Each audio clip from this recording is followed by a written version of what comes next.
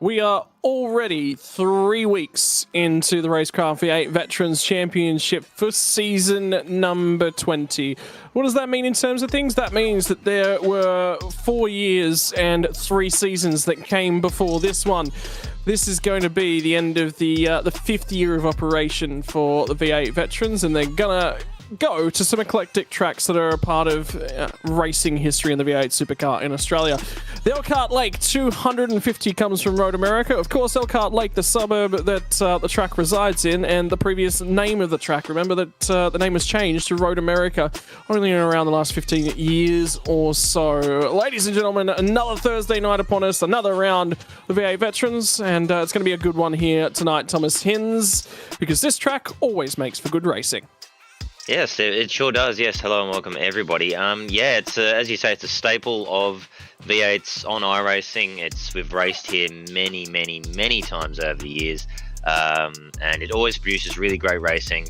And it's just gets a lot of strategy involved. There's lots of overtaking opportunities. You've got lots of heavy braking zones, fuel saving, battling. There's a reason that V8s go here a lot, because it just works for these cars so very well, Scott.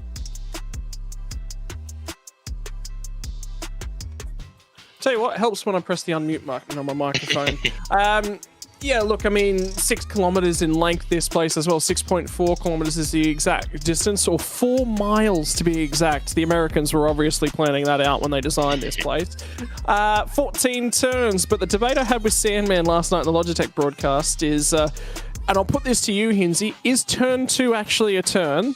And what about 9 and 10? Because that's just 180 degrees of rotation. That's one corner as well. So is it 14 turns or is it 12?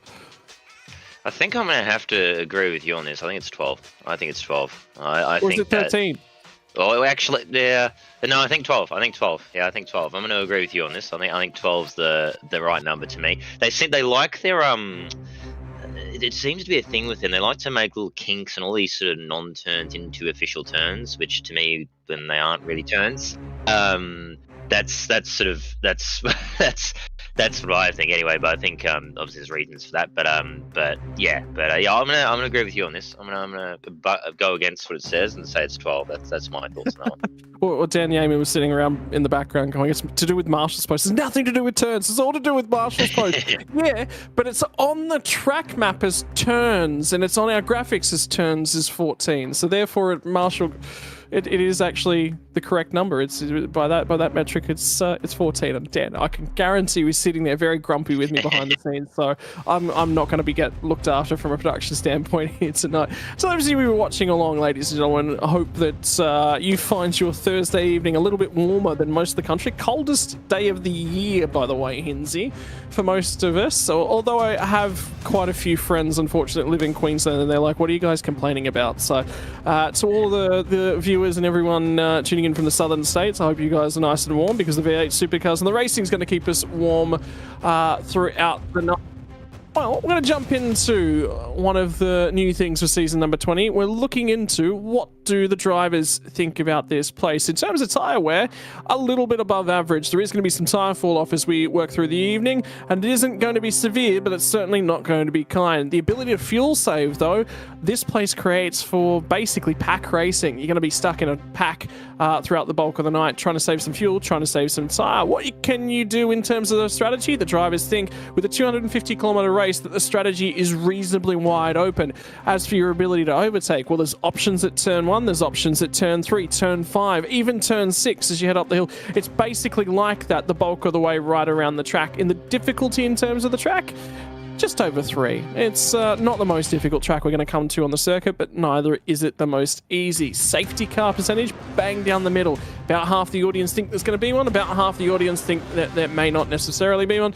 And the confidence level, when you come to a track that you've been going to for many years in the past, Hinsey, tends to be a little bit higher than the average as well. Yeah, exactly. Yeah, as we say, it's been around so long. You know, I've raced around here in the V8s many times. It's obviously been the traditional finishing round for V8 Scots for a long time now. I think it is still at the moment. So yeah, it's a great track, and yeah, it's the fuel saving one's going to be a big one. That's going to be really interesting to see. Again, total opposite from Belle Isle, where it was, obviously the total opposite. It was a total sprint, no fuel saving or anything. And now we go to a longer race where a track where there's heaps of opportunities to fuel save. So I think we're going to see a lot of that. We're going to see a lot of drivers sitting behind in the draft and just fuel saving. And if you do it well enough, you can save bulk fuel, 2-3 laps or more. And that can end up being crucial in the race strategy and for getting past people without having to waste time overtaking and gain spots that way on the track, Scott. I've got a little bit of a history, as we actually might jump to the race strategy and talk a little bit about it. And I was trying to dig this stat out and trying to get it out in time and ready to actually talk about it during the Logitech race last night. But did you know that this place played host to the first ever fuel save race within a V8 supercar in iRacing? First time that strategy ever got pulled off successfully. It was in, there's some debate about what year it was, but the stats that are known about it, it was Carwin May for Team AMZ at Road America, and they're not 100% sure. There's some discussion and some debate about whether it was 2012 or 2011, so we'll have to go dig that one back out. But the first ever time a driver drove a fuel save race and he cut out a pit stop out of that race was the big key. So they didn't think that you could do that and stay within pace, be able to actually chop the pit stop out whilst maintaining your pace was the big key. But yep, Carwin May was the first driver to do that at this venue. So in terms of your fuels, 39 laps takes us just past the 251 kilometre mark. Starting fuel, 80 litres, refill capacity all the way back up to the top. That's going to leave us with a 31 litre hull when we set sail down to turn number 1. Typical fuel burn though is quite high. At a 6 kilometre track, it's going to be like that, 4.8 to 4.95 litres per lap. And a recommendation that you're going to need somewhere in the realm of a full tank of petrol. Once you empty it out completely, fill that back up all the way to the brim, that's probably going to get you all the way to home. Compulsory pit stop window will open at the end of lap number 2, which it always does. You can't pit any prior to lap number 2 and have it count as a compulsory pit stop. And the critical lap for your second stop, which will mean a 22 to 23 lap run to the flag, will be the end of lap 16, or if you just can't make it on fuel, be the end of lap 17 to get you home. And in terms of your strategies, that's what they look like. They diverge quite a bit tonight, and that's because we've got that 80 litre tank. So Hinsey, there's a lot to do that you can do for yourself. If you find yourself in a pack and you can't really go anywhere, there's a lot that you can actually do as a driver, even if it's not be able to create that pace. Yeah, exactly. Yeah, like you can, as we see, there's the options there to go short on the first stop, pluck yourself out of traffic, get some clean air, and then put in those fast laps while you've got a bit of clean air around you. And you can take a bit less on the first stop and then maybe jump people that way, try and use that pace you have to then make back the difference of the more fuel you have to add in your second stop. So, or you can go long on the first, bleed a bit of time, but then you have to take less fuel, etc. in the second stop. So there's a lot of strategy, and this is why I've always liked these 200 and 250k races a lot, because of this element they bring in with all this strategy and the 2 compulsory pit stops I always have really liked to see with this sort of stuff, because it does bring in that strategy of when do you take it, how much do you want to put in, and it really mixes things up and can really help you out if you get it right. If you get it wrong, it can really be not good and make your night very difficult and very long. But if you get the right strategy and get it all down correctly, it can be really satisfying to get the right strategy in these races. And the big key is be on the right strategy at the right time, right? So a lot of strategy, and people will always say, oh, I was on the wrong strategy, it was a little bit of luck. Well, yeah, but you also set yourself up for a little bit of luck, because it's all about giving yourself the best opportunity. I can tell you at the moment, the drivers, by the way, are all filing out to the end of pit lane, and the bulk of them are doing practice starts. You've always got to have something like practice starts in, it's just part of your routine when you go car racing, isn't it? You don't want to go into the race and not have done a couple of practice starts, not feeling fully comfortable here, Hinsey. So, yep, they're all cycling through those at the moment. How about we jump across to our points if we've got them available quickly? Just have a look at what the championship standings are looking like right now, because I think this would be quite crucial. Remember, Jeff Thomas won the first race of the season, but last week we had sprint rounds, and that threw a real spanner amongst the works. Scott Gamble leads the way, no surprises, he had such a good round last time out, but Sprinter Nitschke, who currently sits in second place, but have a look at the margins here. A single point separates him from Dan Hall. Blake Delaney sits only 3 points further back. Then there's a little bit of a jump and another big old cluster, and you'll see this right throughout the pack as we've only run 2 rounds, 3 races. Your race winner from the first race of season 6-6, only 1 point back off of Christian Smart. Michael Stewart and Michael Whiting, the two Michaels, only 2 points apart down in 7th and 8th. Dean Fulvell and Ken Latta only 3 points apart. Ken, of course, making that strategy boo-boo last week that saw him drive from the rear end of the field. That may have just about destroyed his championship. Talking to a few people as well, that will probably be his championship done and dusted, because he's actually got 2 rounds he's going to miss, and there are 2 drop rounds in terms of the championship here this season. So he's always knew that he was only going to be able to do 8 out of 10. They had to be 8 gold rounds, and yeah, unfortunately, that'll just about do it for Ken Latta. It's a shame. Yeah, it's a shame to see, because yeah, obviously we know how quick Ken is, and again, he's right up there again here for this one in P4 for this grid. So yeah, big shame to see for Ken, but obviously, you know, still give it his best and still try and maybe snag a win or 2 or some podiums is always nice. Whether, you know, you're in the championship or not, it's always nice to still get those. So I'm sure he'll still give it his best shot to try and be right at the top there in the rest of these races, Scott. I believe it's probably time we're about half of the way through the warm-up at the moment. And we will do a little bit of a focus in on the Chubby Buns Burgers driver there. We got to chat to Mike Poynton last week, and he was pretty rapt with that, receiving that one. Very, very quiet night. Well, you say quiet night at the office, but when you make double digits places in both races across the duration, and that was what set him above the peers. It was both races were extremely positive as to having one big flash in the pan result. Yeah, it was such a just consistently a great night. You know, he really just did exactly what he needs to do at Belle Isle, and in any kind of track like that where it's really chaotic kind of racing tends to be what happens at those sort of circuits. He did what you need to do, which is just keep the nose clean, keep out of trouble, and you reap the rewards. And that's no fluke. You don't do that by accident. You got to drive smart. You got to drive, well. No mistakes, make the right decisions with passing. Like it's as good as any other driver anywhere else, obviously, if not more, in my mind, just avoiding all the carnage. So it was very well deserved. Looks like he's a bit further back here tonight to start this race, so he's got a bit of work ahead for tonight's race, but we've seen he knows how to come through the field, so I'm sure he'll be up doing it again tonight. And the big thing as well is if you qualify well, and it was a curse I put on someone last night that qualified out of pole position and just about stalled the car when they went to go for the release, unfortunately. Scott Gamble will be hoping not to reciprocate that, as he's going to get the pole position off alongside of him, teammate Sean McNamara. So it's going to be a 9-5 front row. On row number 2 is going to be the Synergy Sim Racing driver off alongside of the Fishy Motorsports driver. Michael Taliancic and Ken Latta make up row number 2. John Latham returns to form, and he manages to make it on to 5th place on the grid for Shadow Racing, off alongside the second of the Fishy Racing cars, and Michael Whiting. On row number 4, it's going to be the 3rd Fishy Motorsports car, so all 3 of them doing exceptionally well at the pointy end of this field. For Blake Delaney, off alongside of Matt Vanderkraan, probably one of the not quite the happiest with that qualifying effort for Matt. Stuart Hall and Chad Lewis are going to round out our top 10, and Chad will be supremely happy with the qualifying effort there to get inside the 10. We'll throw it back to 11th and 12th for Craig Friend in Troy Stone Street, just outside our top 10. For Old Mate and Sons and WKMP SimSports respectively. Dave Kirby off alongside of Greg Sharp on row number 7. Paul Warwick and Maddie Parker, both not necessarily having the easiest races last time out. Tim Nicol and Luke Grundell are going to make up row number 9. Glenn Corbett qualifies just about bang on in the middle of the field. He'll be happy with that qualifying effort, off alongside of Damien Cairns.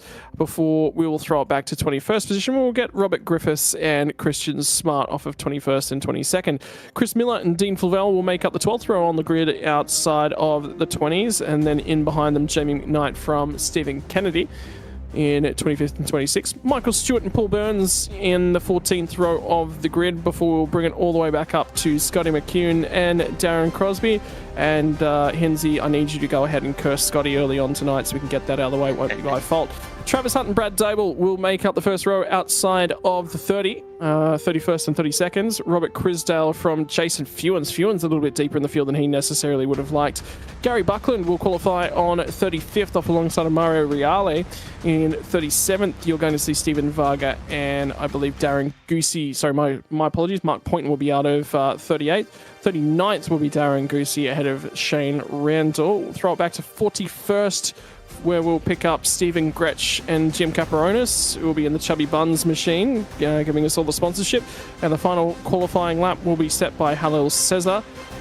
And that is the entire field here. And the difficulty we've got as well is that it's 43 cars on the grid, Hinsey, and that comes with its own difficulties. It does, yeah. That's it's obviously a lot of as we used to hear at Veterans, a lot of cars, lots of traffic to deal with throughout the race. And I wish I had my mute button set for the sim, but I don't, so I'm hearing race control in my ear, which is quite distracting, but that's okay. But yeah, it's a lot of traffic, obviously. It's going to make the race very interesting. I just wanted to say before we quickly move on, Travis Hunt and Jason Fewens deep in the field, they did good times in practice, so watch out for them to come through the field, Scott, in this race. Yeah, and that'll be worthwhile keeping half an eye on as well. And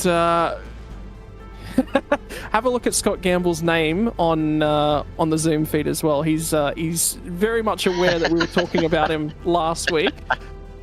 Known to drive with his mouth open, so he should be very much aware that we were talking about him last week. As is the man with one of the harshest stares in car racing, Jason Fewens, hasn't adjusted himself up. But Dave Kirby off on the top right, Scotty McCune nice and chilled out. Stewart immediately below him on the feed as well, Sean McNamara, and I believe that's Chad Lewis on the bottom row as well. And we'll have to keep an eye on that Dino Dyno, because I get the feeling we didn't see that peak a lot. You would think that out of anywhere, if it was going to peak, it would have been last week, but it didn't really climb above 100 any time that we checked in with it. That's it, and we are green flag here for this race at Elkhart Lake, if I could speak English, and it looks like it's a pretty clean start overall. We got the 2 9 and 5s have let off in formation, and it all looks quite clean from what I'm seeing to turn one. But let's see, hello, who's that? Blake Delaney going down the inside of Matt Vanderkrant. Oh, there's nearly 3 wide. Oh no, there's dramas. That's Chad Lewis, Matt Vanderkrant, and Blake Delaney all in the wall. Oh, and it's huge crash at turn one. Yeah, it's all kicked off. Somebody's parked up on the side of the road. We'll try and pick up who that might be. And they're still wrecking, by the way, as they come down the hill. And Stuart Hall with one of the cars. And then I didn't quite catch the other one. Darren Goosey's been picked up, and there was somebody that actually got turned further on down the track as well. Damien Cairns has gone tumbling through the field, as is Robbie Griffiths. So that didn't take too long, and now they're going to try and recover, reset themselves, and fire back down on into turn 5. But I can tell you there's some more pinch brakes when they get down to turn number 5. Okay, yeah, it looks like somehow we did not get a safety car though from there. Everyone's managed to keep going. That was caught in that. I think I see Michael Whiting. His front right tyre is got a lot of camber on that, I suspect. It looks like. So I don't know if he's got, if he'll be in the pits or not. It might just be my sim showing me damage he doesn't have, because his pace seems okay. We'll see, I suppose. But looks a bit wrecked to me. Of course, he was involved in that along with his teammate, Blake Delaney. Delaney actually looks like he might be okay. I'm just trying to see if that front left. No, the front left to me looks pretty straight. So I think Blake Delaney actually managed to get away with that. So he might be able to continue on, but massive crash. It was just a classic 3-1. Although I say that Blake Delaney's off at the sweeper, so he might need to pit too. But it's such a shame. It was just one of those things. 3 wide doesn't tend to work in turn 1. It's, oh no, there's more contact again with him and Chad Lewis. Oh, and they're off again.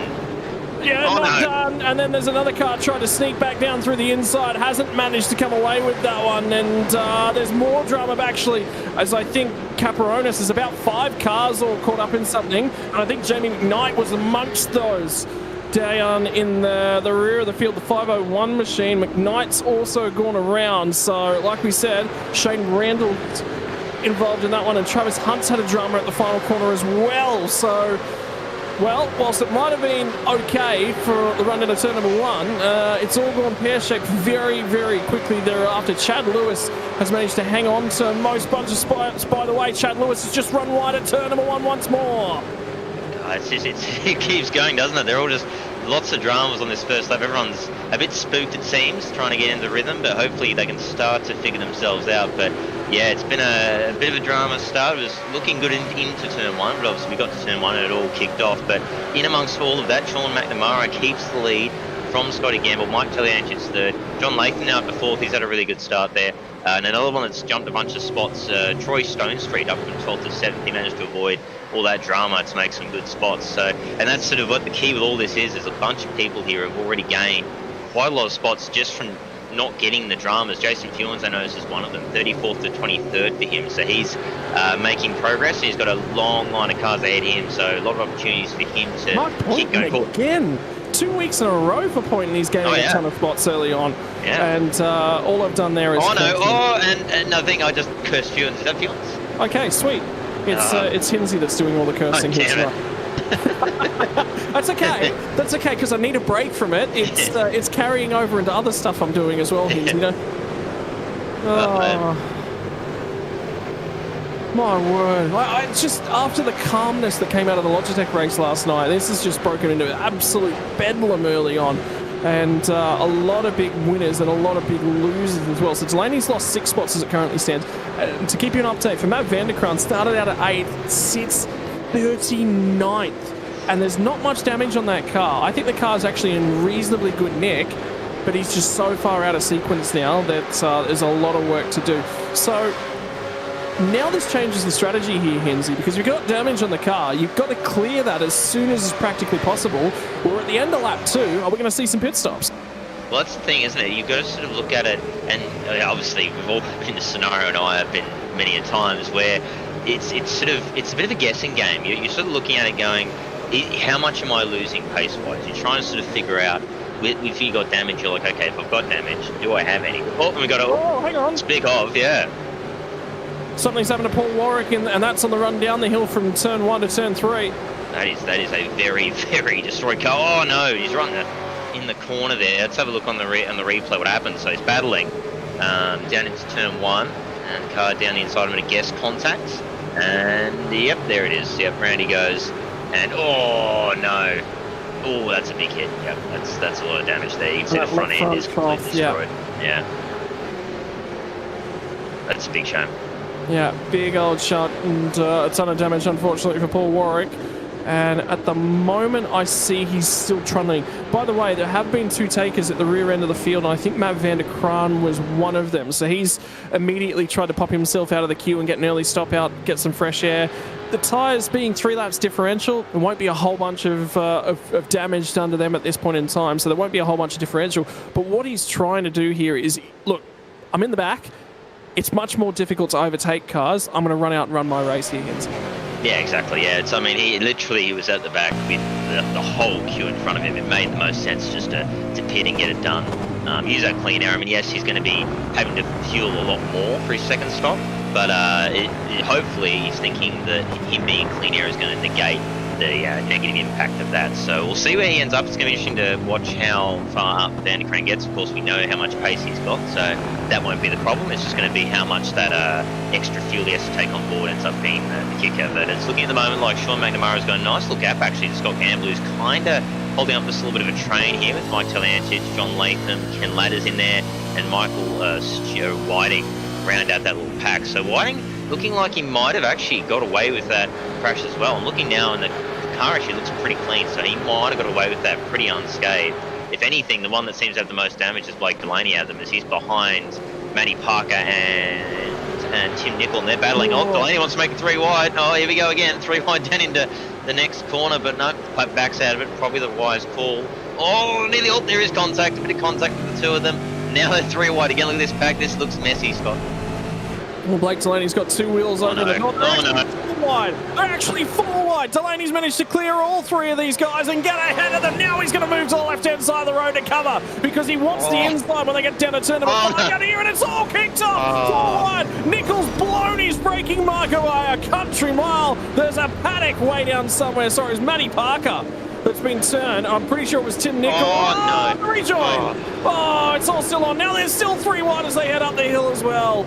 Oh, this is very, very messy. Everyone, it's a bit, I mean, that was, I don't know why they were going 4 wide this early on. I mean, we're lap 4 out of 39. It's a bit, I'm thinking it's a bit early for this, guys. They need to calm it down. It's a long race. The strategy involved just I think they just need to calm down a bit because this is a little bit silly, and that was a pretty silly rejoin too. But anyway, we managed to get through that without anyone being too majorly damaged by the looks of it. But yeah, very, very very aggressive, and in my mind a little too much for now, but hopefully everyone will start to sort of get their rhythm now. But yeah, they all looks like they've got away with it. Matty Parker obviously got a little bit of damage there. That front end is not looking too great, so I'm guessing he'll probably box pretty soon. But yeah, it's a lot of drama. If anything, this seems like almost more aggression to me than Bellal last week. I don't know if it's just me, but that's sort of the vibe I'm getting here. Is there's more passes going on here on the screens. But would you think that's because obviously with the street circuit, the walls being a lot closer, everyone just sort of takes a lot more respect to it, and everyone, you know, treats it that way, and then of course there's a lot more respect shown. The other thing about Road America is there's so many opportunities to go for the overtake, so you always feel as if you're incentivized to have a crack. Yeah, definitely. Yeah, it's definitely, I think, part of that. Like, definitely, as we're watching more battles, I think someone dropping back, Glenn Corbett dropping back, I'm guessing that's a redress potentially, or slow down. Oh, the 3 wide again, by the way, into turn 1 before I go back to that. Still going there, and the 2 teammates as well. Oh, gee, how did they? I was convinced someone was going in the fence there, but somehow they've not done it. But they're still battling now. Team Flavel is getting absolutely mauled right now, as I think that is Rob Crisdale going down the inside. Down the inside, yeah. Stephen Kennedy's the next car in behind him, and then Glenn Corbett as well. And Corbett the contact was exchanged with Glenn Corbett after the rejoin on the most recent laps. The race control's got a fair few things that they're going to need to have a look at here. And Stephen Kennedy's just pulled out to have a crack at Dean Flavel, and now Flavel tried to switch back down the inside a little bit earlier on the brakes, though nearly ended up. But around goes Corbett. I wonder who that was that snagged in the back of him, whether or not it was the 2 drivers from previously. Crosby's tripped over, and then another car, I think that's Mario Reale's gone out to the side. And I tell you what, all of a sudden the drivers that did do that early pit stop, they're starting to look like it might be a masterstroke because the pack is tripping over themselves. It's pretty crazy to see. I mean, unfortunately, the cause of that spin was Mark Poynton. Unfortunately, he went to have a look down the inside, and it just was a bit too late in the piece to be doing that. We'll have a look here on the replay. You can see Corbett obviously held up behind these cars. Poynton has a bit of a look, a bit late. Sticks the nose in there, and unfortunately to me, I think that would be a pretty slam dunk penalty there for race control. But yeah, unfortunate to see, and then more dramas on the redresses and everyone getting back going again. So yeah, I think going back to what you were saying before, I do think that this being a track where there's more room for running off and just more room for instance and stuff, and the walls aren't so close, it is getting people into a bit of a mindset of being, oh, it's, the walls aren't right there, I can kind of push a bit more, I can go for those overtakes, I can be a bit more risky. And I think especially after you've just had a round like Bellal where it's the total opposite, it's almost like it's a bit bottled up, if that makes sense. And you go next round like, oh, sweet, I'm back at a normal track, I can send it a bit again, and that kind of mindset gets amplified a little bit, I suspect. So I think that might be playing a part in why we're seeing a lot of dramas here from these guys in this race. It's definitely been a totally different killer fish last week. Oh, by the way, Paul Warwick, after that engine issue, remember that the teams and the drivers here do have a fast repair or a spare car available to them. Paul Warwick has forgotten to turn the fast repair on. So for him, I think that's basically going to be night over. Yeah, I mean, an interesting one, because you mentioned as well for Mark Poynton, is it bad that he shoved the nose down the inside there? Well, I mean, the 2 cars ahead of him had a huge old bobble against each other. I don't think he intended to actually get the nose in there. It was not intentional, and he's on the brake. So, I mean, what do you do? If he brakes any harder, he's going to pinch a tyre. He's definitely making contact. And for Glenn Corbett, he had a wiggle on the brakes as well alongside of him. So that was difficult when all of that sort of kicked off. I mean, there's a lot of factors which, again, we're going to get a call from race control at some point in the near future when they've had an opportunity. But there's a lot of factors to unpack. So it would not surprise me to see them take a little bit longer on that one. Yeah, there's definitely a lot to it. I mean, that's a good point. We'll have a look here from Poynton's view. So yeah, he's looking down the inside.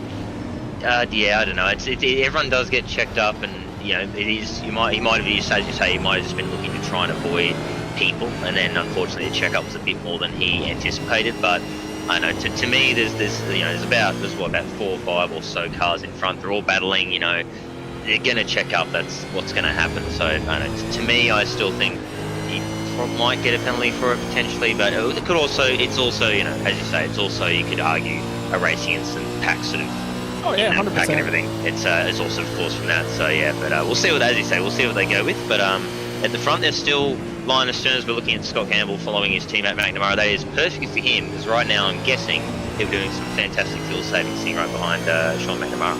The big thing I'm noticing is the mouth has closed this week. It's not hanging open, so small adjustment by Scott Gamble. Nothing car related, but you know, you might find he might not necessarily have as much of a dry mouth at the end of the race, which is always a good thing to do.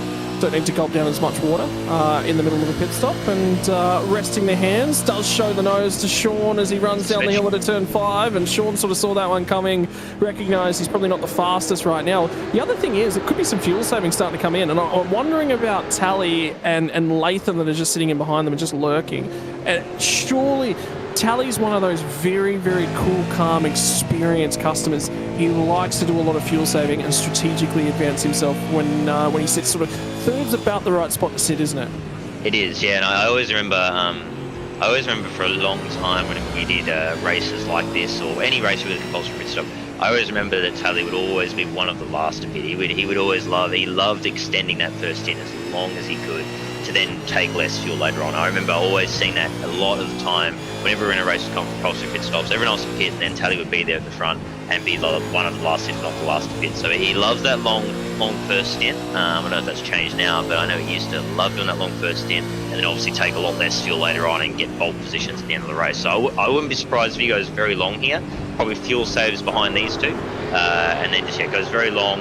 Yes, he'll be a bit further back on the first stop, but on that second stop we'll be able to gain heaps of time and then get back that way. So that's what I'm expecting him to do. I wouldn't be surprised if Latham follows suit. I mean, as you say, they're in the perfect spot here. Just sit back, save fuel, cruise along, still do a good pace, and then reap rewards later on. Looking at Cesar here into turn 1. Oh, a bit of contact there, and then he gets turned through his troubles on the exit, and nice little whack in the wall there. That was Brad Doble there with a little touch in the back. So dramas continue further back.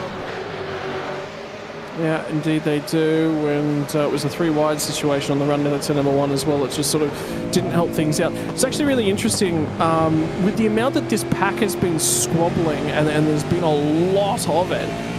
Paul Burns will take the opportunity to slice down the inside and pick up a freebie. The leaders, Scott Gamble's just heading underneath the real cheese people Sargento Bridge at the moment. And then if we have a look at 16th, they're not even into turn 1 at the moment. So the margin from 16th to the leader is at the start-finish line was 27 seconds, and we're only 8 laps into this race. That's not on pace. That is there is no way that the guys that are in this split, and you have a look at that group that's 16, 2:05.8 in terms of qualifying pace, so 1.3 seconds a lap. To lose that much, you're 3 seconds a lap slower than the race leaders, right? No, that doesn't happen.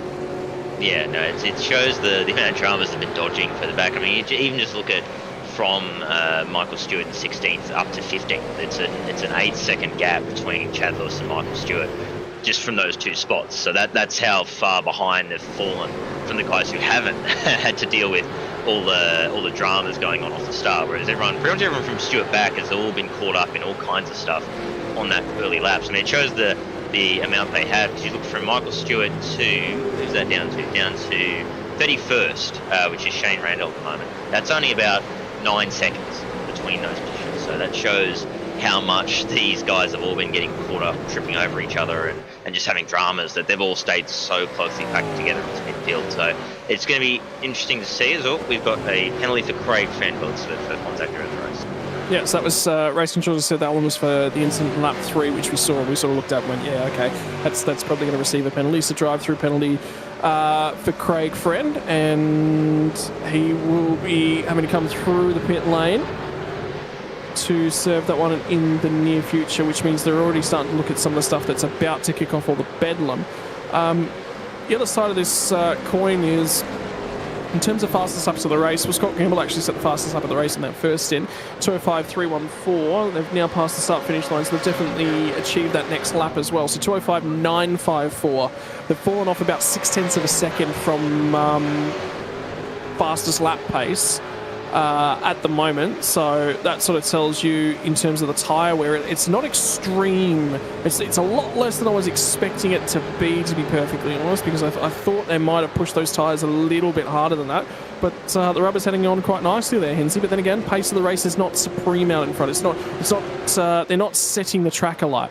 No, yeah, it's steady, isn't it? It's very steady pace, just chipping in the laps. I think I did see that on my screens as well. It was, I think, Paul Burns having an issue at turn 1, Again, turn 1 being a lot of dramas so far today, but yeah, it's pretty steady pace, but usually is at the start of these races. A lot of it's just keeping it steady, look after the tyres, save some fuel. Nice clean first in. Looking at what happened here. Stephen Varga down the inside of Burns, and yep, another touch again.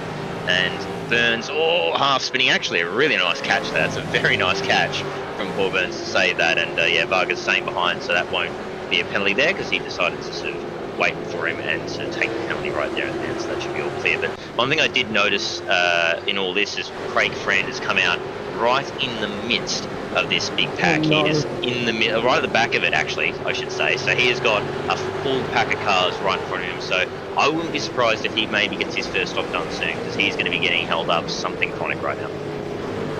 Yeah, that actually might be a good time to jump to the lane. And think about it as well. We're basically right on a quarter race distance at this point in time. So look, I mean, it'll mean that middle, or one of the two of the later stints is going to be quite long, but the amount of time he'll gain right here will be supreme, given his fastest up to 206.3. The cars just ahead of him just did 207.2s on their most recent laps, and he's already starting to come up, and he's just made a bump on the rear bumper of Shane Randall as well. So I get the feeling it might be time for Freddie just to pop into the pit lane and get that first stop out. And you can just see how much they've already just with that little incident alone, they've already lost touch with the pack up ahead of them. Dive in the lane, thought about it. Car in behind, Brad Doble's going to dive the lane. Chris Miller is also going to dive the lane. He's going to have a few more cars now. They've chalked off their first pit stop of the race. So as Craig Friend's going to pull up alongside Shade Randall, hopefully to get this one done on the run down into turn number 1. Yeah, he gets it done nice and easily too, but looks like so that one's done. It's one done, many more to go. I noticed, and as you can see on the graphic there, Travis Hunt also in the lane from his quite drama-filled start to the race. He hasn't been able to really come through yet, because obviously he was off on that first lap as well, and amongst all the melee we saw him off at the back end of the track. So we'll see how he goes. His front left looks a little damaged as well, but he'll probably take the fast repair eventually on that. Race control looking at some stuff. I think it was a racing incident for an instant further back, but yeah, that was just Christian Smart getting through for P9 there on the screens as well, in the top 10. Just got an update come through from race control, so I was just listening into what they were saying. So the incident on the run down the hill into turn number 5 has been deemed a racing incident. So remember how we said Mark Poynton got down the inside and there was a lot of bobbling and moving about in that braking zone? They've deemed that one as a racing incident, as if that's basically to say there was enough contributing factors from multiple different parties to trigger that incident. We cannot deem it solely on one car. That's, you know, when you go racing and it gets boxy like that, you've all got a responsibility to try and prevent that from happening, and no one was wholly at fault. However, there was an addendum to that, and the addendum was Parker's unsafe re-entry didn't net him an in-race penalty, it nets him a post-race points penalty. So it's basically saying, hey, there was an incident here with the rejoin. It wasn't great, but it hasn't compromised us enough to warrant an in-race penalty. We're just going to dock you a couple of points afterward. Yeah, and that's fair enough. The rejoin was not the greatest rejoin, that's for sure. Just sort of stuck it in there and, of course, turned someone else and caused more dramas from that rejoin. So but at the same time, it never turned anyone. It was just contact was made, which is, you know, yeah, there was an unsafe re-entry, but it wasn't bad. Yeah, it wasn't horrible. Yeah. So yeah, but fair enough, I think, in that regard. But I was just looking at these. I think it was Paul Burns about a bit too. It looks like we're looking at Luke Grundle coming back at Christian Smart again, and Smart holds it for now, but Grundle still wants it, like Delaney there too. So I don't know I mean, let's top there. They're seeing 7th, 8th, 9th. Next up the road's Ken Lader. He's about 4 seconds up the road. So I don't know if I'd be fighting this too hard here. Maybe want to start trying to save fuel and think ahead, because this is just holding them up and bringing that pack line further in as he goes down the inside at turn 5. Oh, there's a little bit of a rub between him and Smart, but they get through it in the end. But again, all this is doing is bringing the pack behind closer and closer to these guys. Yeah, indeed it is, and bringing more and more cars into this one as well. And there's been an update for Brad Doble, whereby he's now been penalised for the incident on lap number 7. So, and it'll be a drive-through penalty for Brad Doble as well, which that was the incident that triggered Paul Warwick being pushed off the road in his effectively the end of his race. Yeah,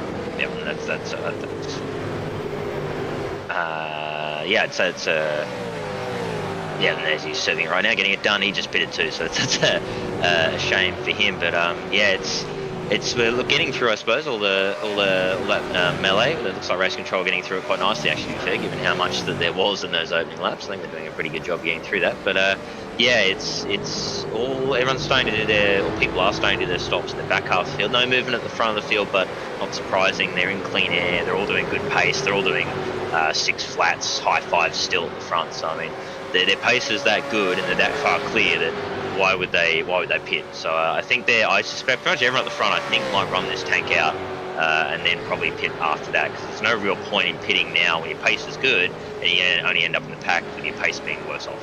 Well, interestingly enough, remember how you were just saying Brad Doble just pit? Actually, he's going to pop out of the way, so he's going to serve all that one. I was just about to say Brad Doble's on fresh rubber, and he's just popped out right ahead of the race leaders. That was going to be a little bit of a tricky situation for them to handle, but yeah, not too bad actually, as we check in with David Kirby, who sits in 7th spot at the moment. Now, if you're going to split this race into thirds here, Hinsey, nice and easy tonight, 13, 13, 13. It's actually not too bad. The math is very, very simple on that one. We are coming up on that 13th lap. Will be the end of next lap. Will effectively be the first third of the race distance done. Now it's what, 13 times by 4. Oh no! Oh, so I just was watching Luke Grondell and Christian Smart, and unfortunately, it has not ended well. Christian Smart is around at turn 5, and that was contact with him and Grondell on the exit. I was just watching them then because they were still battling while we were looking at that, and that, yeah, I'm not surprised. I think that's going to probably be pretty slam dunk. So as you can see here, Smart was defending down the inside, and then Grondell tries to go around the outside, which I could see. Oh, actually, yeah, okay. So that angle sort of looks a bit tight on the squeeze there from Smart, so we'll see what Race Control say. But yeah, Grondell trying to get around him, and contact there sees Smart around and drop a long way down the field. Now he's down with Stephen Candy now in that sort of front of that pack we're watching it start. So let's have a look here. Smart defends it, runs wide. Yeah, that's a tough one. It's a tough one there on how much. I reckon netcode's probably triggered that. I don't know necessarily if they would have made contact. The difficulty I've got right there is that Grundell's, he's far enough up, so for the guys that are watching along at home, you've got to be ahead of that sort of that rear wheel well to be required to left racing room. Well, Grundell's ticked that box. Yeah. And the second one is, once you've achieved that marker before the point of turn in, you've just got to maintain overlap, basically. At that point, you do have to be left racing room at all stages until that overlap is cleared per the V8 Vets rules. And, well, he's maintained overlap the entire time, because otherwise there wouldn't have been a car jinking off. But the problem I've got is that contact was triggered by netcode. Now, interestingly enough, we'll move away from that one. I don't know which way Race Control will deem. They'll have a look at it and they'll go, well, if netcode was involved, would the cars have still made contact? If yes, penalty will still apply. So, and who's at fault? Now Tally answers. He's going to swing it down to the inside. Sean McNamara went some very late fuel saving, and Tally's going to lose it all of his own accord. Saves it just. Clouts the left front tyre into the barriers, and I think that might just trigger a Tally pit stop. Yeah, I think so. And I saw, that was big shame there for Tally. Just, as you said, I think it was that got sort of caught out there by the fuel save, and then decided to try and get past. And unfortunately, I think because he was a bit caught blindsided there, it just was, he was obviously not quite ready for it, and then a little touch maybe, and then just on the exit just goes round. And unfortunately, just the slightest tap on the wall. But as we know with this new damage model, that can be all it takes to just get that wheel out of alignment, and then suddenly the pace is gone. So he's got Ken Ladder behind him now. He's been in a world of his own. He's probably one of the only cars on the track right now that is just literally in his own world. He must be thinking, am I racing a full field here, or is this just a practice session? He's just 43 cars. Yeah, but he's still 42 of them circulating. Yeah, and somehow he's on the one part of the track, or was until Tally just had the mistake, where he had about 4 seconds in front and about 5 behind. So he was literally just in his own planet, which must be a weird feeling when you know there's 43 cars still, or 42 cars on the track. So we'll see what happens here, but I think you might be right. I think this would be a pit stop for Tally, depending on what that damage is doing. I guess that's probably he's judging. He's trying to figure out, am I damaged? Am I losing pace? If he is, then it's going to be a stop. If not, then maybe continue on. So look here, and no, continue on. So crack on. I guess the damage isn't too bad.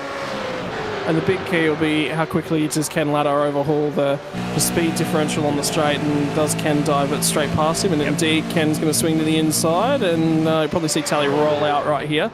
No, indeed, he's going to fight out for it. So Tally's not done, and you were talking, Tally tends to be the driver that runs it quite long in that first stint, but Ladder's managed to get the job done down on the inside at turn 1. Now he'll try and switch back and dive it back up the inside at turn 3, doesn't quite get there, and now for Tally it might be about saving a little bit of that fuel in behind Ken Latta. If he does want to extend this first stint, well, I mean, he's got another drafting buddy again, but the difficulty for Tally right now is he's still trying to take a read on that car, and just based upon how much more grip Ken Latta had than him, I'd say there is an impact. Yeah, and this is always difficult too. I've found this very difficult to do. Is when you're in this scenario here that Tally's in, where he's not behind, obviously he's not behind the slow driver. We know Ken Latta, he knows how to drive these cars, and he's not slow at all. But Tally is probably a little faster. It's not much, but just that little bit faster, and it's so hard to resist just sitting there when you're just that little bit faster, but potentially not quite fast enough to get away. So you're sort of sitting there going, I want to sit here and wait, but then you start getting held up. You're having to sort of lift off out of maybe not getting on the throttle as much, maybe brake a bit earlier than you'd like, and you're like, oh, do I want to wait? Do I go? And then sometimes you go, and then you end up just wasting more time. And it's a very hard call to make, especially when you got damage too. So I think Tally's he's trying to make a read on the damage, and I'm guessing the next thing he's probably going to try and take a read on, do I want to sit here or do I want to try and pass Ken and get away? I think the smart thing would be to sit there and wait.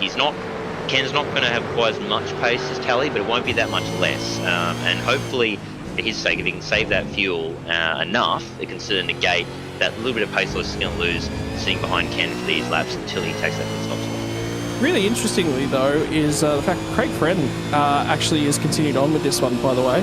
Hasn't come in for that stop. So he come through, served the drive-through penalty in, and then he's just gone cracking on. Which is really, really interesting to me. Right now, he's in a fresh hole on the track, so there is some good ground to be made. So we're keeping an eye on what John Latham's doing and attempting to do any fuel saving. So run down to turn 3, no. But if he is going to be doing some fuel saving, it'll be down the end of this straight right here, which is quite critical and why we are listening along. Yeah, let's have a look. Fuel saving on. I would be if I were him, but let's have a look if he is. I don't think he is. Yeah, a little. Not too much though, only a little bit. So that could be, and it's always, part of it is sometimes obviously you have to push a bit more than you want. Sometimes you want to fuel save, but the pace is a bit too good and you can't quite fuel save as much as you want to, and you have to push that a little bit more just to keep in the draft. So that could be a factor as well, because we know how fast Scott and Sean both are. But at the moment he's looking very nice, looking very pretty. And by the way, with Tally, the decision was made for him because Ken Latta pitted that lap. So the decision on whether he was going to follow him or not didn't matter because Ken just fell off the pits anyway. So but Tally has kept going as sort of expected. So we'll see if he stays out. I'm guessing he will now because he's still going despite the knocks. I'm going to guess he's going to run the tank out either way. Still only 8.5 seconds off the lead, so he's still not a million miles away. So if there is a safe car or anything, he's still very much there to fight for it later on in the race. Interesting. Remember how we're talking about what the decision between Grundle and Christian Smart might have been? Based on that one, race control just came back through. No further action. And critically was the message that went through with that one in Sim was car on the outside was not given sufficient racing room. So from the view that we had, there was netcode involved. Now, that may not necessarily match through. Replays in iRacing do actually differ just a little bit. Sometimes you can get a replay that's got no netcode in it whatsoever. But what they've deemed is that, okay, so leaders are in. Yes, leaders all pit, and you saw there, they almost tried to juice it. I think that was McNamara nearly did a little bit of a fake there, and then he's decided he will go in with Scott. So all four of them in together. So let's see who's saved more fuel, because that's going to be the kicker here, because whoever saved more should obviously have a little bit less of a stop on this one, or takes less fuel as well. So we'll see here who takes what. And this is the real, again, this fun part of the strategy is that if someone here takes less fuel and bucks the pack, that can really just completely change the complexion of this race to the front. So we'll see who takes less and who takes more to potentially have a shorter second stop later on, Scott. Yeah, interesting as well as the other driver who's actually gone long on this one is actually Chad Lewis, who'll now accelerate himself up into P2 right now. I don't know how many others are actually going to run much longer, because remember we're right at the end of the rope in terms of what we can achieve in on an 80-litre fuel tank. So we are deep into this race. So the first stint from everyone has actually gone quite long, and John Latham's the first one to get down and off the jacks and roll away. So he's gained, probably about a second and a half through the pit lane. At the moment, he would actually be clear of Scott Gamble on the track, and there is no tow here. So if John Latham can find a little bit of pace right now and pull away, this might actually be for the race win. Yeah, that might have been a big one, and also big call on that one was Michael Whiting had a very long stop. So I wonder if there was a bit of damage that there was on the car that he did get repaired, because I don't think that was just fuel. I got a feeling that he might have maybe had a little damage that he thought, you know what, I'm going to lose a little time, but I think it's worth taking the repair. So he's dropped well off the pack now. He's a good, what's that? He's good. Oh, geez, he's a long way back. Probably at least 10 seconds off those guys now. So yeah, I'd say that was a damage repair. So he must have had to, the car looked clean, but obviously just because it looks clean on the replay doesn't mean it is clean. For them, it can vary there sometimes. What you see in the replays and the exact damage they have. So he must have had some underlying damage potentially that we couldn't really see. But yeah, John Latham with an opportunity to get away, but he's not that far ahead. It's only, or is that just? I mean, I think Scott's still within range to get that toe. So we'll see though. If John can put in some good initial laps here and try and break the toe, that could really upset the flow for these two, the 9 and 5 guys both had at the start of this race. Yeah, and what's his tyre life look like? Because he's obviously been able to maintain that pack, but that's obviously with a fair bit of a toe. So he's pulled a little bit of a margin on the run down to Canada Corner. Yeah, he's flirting with being able to run away from this one. In terms of maximum fuel distance, the next 2 drivers on the road, there was only 2 that went on to the end of lap number 16, and it was Michael Taliancic and Chad Lewis, both of them now into the pit lane. So interestingly enough, once these pit stops are sort of all cycled out, I actually want to get a graph up and let's have a look at what the pit lane times are so we can start to take a read across the race, but we'll need to get out the other side. And the other side now is that Gamble's back half of the lap, and those last few corners is just enough to get back into John Latham's draft. And John Latham is going to lead us down into turn number 1. Where does Tally feed in? So feeds into the little bit of a gap in between everyone, about 2.5 seconds off of Sean McNamara's rear bumper now, so there's an opportunity here for Tally, even though it wasn't a great run through that middle stint. Yeah, he's actually done, that first stint with the off. He's still in this, and he's still relevant to the overall race at large. Yeah, he's still there, but the key thing, and thank you JRT for giving me these numbers, I was just looking now, we wanted pit lane times. This is something that JRT does have for me, so I can actually see that. So in the stop time, it actually has lane and stop time. So John Latham was 26.2 in the stop, Gamble 27.5, McNamara is 28.7. So McNamara is the best placed fuel-wise, that's why he dropped down to third. Taliancic 21.6, so he's missing a pretty big hole in terms of fuel. So that's a good 5-6 seconds he's got to take on board for this next stop. So he really needs to get onto these guys, be with them at the stop to have even half a chance of maybe being there at the end if they start squabbling, because he had to take quite a lot less fuel in that stop than they did. So that's the key for him. He's a bit in the hole in that regard, but it has netted him track position and a little bit of time. So he'll be trying to really pump in the laps this stint, really try to catch up to these guys and then get himself in that fight later on. As we can see at the front, that gap's already down, so Gamble's already on John Latham. So he has not been able to break away, and that battle is very much back on the front. Yeah, so worthwhile keeping a note on several drivers up and down the field as it currently stands, and those numbers on the right-hand side as well. Troy Stone straight 23.5 seconds through the lane, so he is quite relevant in terms of that margin as well. He will actually gain about 2 seconds back on Michael Taliancic in that final stop, although that'll leave him about 8 adrift of Tally. As it currently stands. So, yeah, interesting. Very, very interesting. There's a lot to sort of decide here, and John Latham has now been caught for the lead of this race. Oh, Jack Kirby. Oh, he's around. Oh, yeah, big crash at the last corner. Big crash. Massive damage to the front end. An issue for Paul Burns as well. Yeah, he stopped, so this could be... Safety car deployed. Has been deployed. Yeah. Wow, so this changes the race all of a sudden. This brings some people that were down the field, obviously, with a good chance to make positions and have their strategy work. So this is big news for guys like Van der Kraan, Travis Hunt, Jason Fewens, anyone who is further down trying to make moves to get back through. This is a big one for them. Well, this could be a really, really interesting one now, because I get the feeling everyone's going to fire in for their final stop. We're in the window, right? But it's a very, very long run to the end of the race, and there's a number of drivers already getting into the pit lane to do that right now. So we've got to keep half an eye on things, which is very, very critical to where we are. We're literally, 2-3 laps past past the point whereby you can make it home. So we're just inside that window. Yeah. Yeah, there you go. Yeah, so 17 we're hearing was the definite number, so that should be well, especially now with the safety car as well, that's going to be well safe for everyone to get past and get back to the, or get to the end. So I think it will just be a flat out full tank sprint to the end now from here. And we're watching the leaders to see, well, when they pit, it'd be a bit, it'd be silly to not pit now when everybody else is. You're just putting yourself in a strategic disadvantage for no real reason. So you'd say they'll all bring it in. And I was just looking back at my own end here at David Kirby, and it was just all on his own, the last corner, a bit too eager on the gas. I think we'll get up on replay. This Paul Burns, actually, we'll look at that first.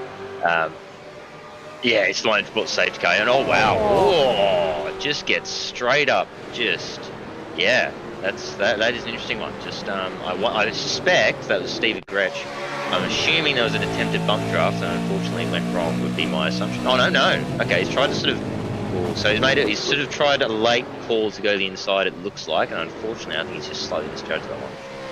Well, I think there's more in that, in the fact that it is actually to do with the fact that it's not actually a straight, right? So remembering the straight at Road America here, the only true straight on this circuit is actually between the last corner and turn 1. Everywhere else, there's kinks in the straight. And there was actually a big accident in Xfinity here, I think, tail end of last year, actually, in the real world. Although there was a little bit of retaliation and intentional wrecking in that, which, I mean, that's valid in NASCAR, which everyone has their own views on, although Shane Van Gisbergen's used to his supreme advantage thus far this year. Yeah, and it looks like Scott Gamble has got out in front. Michael Whiting back out in third, so this has really helped him get back in the train, and Mike Taliantich into P4. So that's two guys getting back in after some dramas earlier on. That safety car has been really crucial, actually. That's really helped them, and potentially maybe them. And that's the thing, you can, and again with the safety car, you can. Oh no, Latham screwed up the entry. We're hearing from Dan, so I'm guessing that's a black flag. Yeah, that's Stephen Gretsch, actually. Oh no! Oh, that is such a shame. He's looking so good. He's driven so well, and it's so easy to do that. You just get a little too eager, go a little too fast in the lane, and then that's it. Now, way down. For Stephen Gretsch, I'm wondering whether or not that might be an incident point penalty, because you can pick up your incident points around this track, can't you? It's 17 incidents gets you an incident point penalty, and then 15 after every 15 thereafter. So next penalty, he's got all the way through to 32.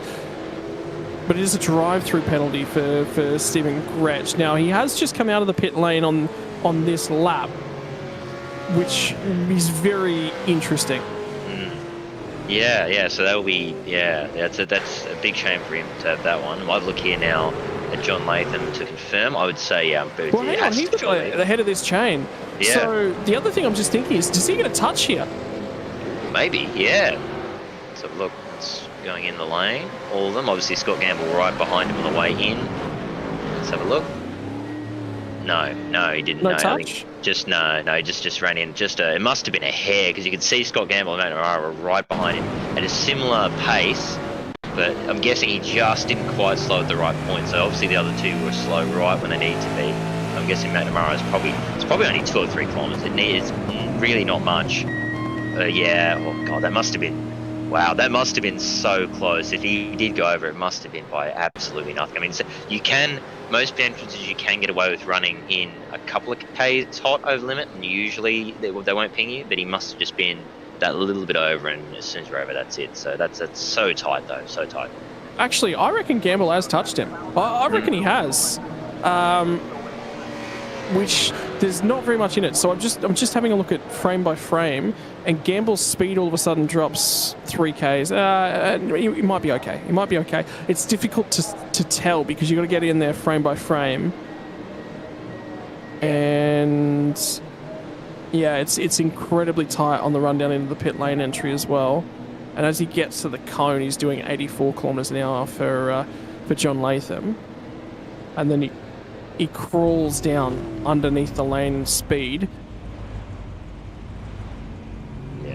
So I mean, he does get underneath it. Remember, it's an average speed. It's not a pinpoint when we're going to read your speed precisely at the line. It's an average speed.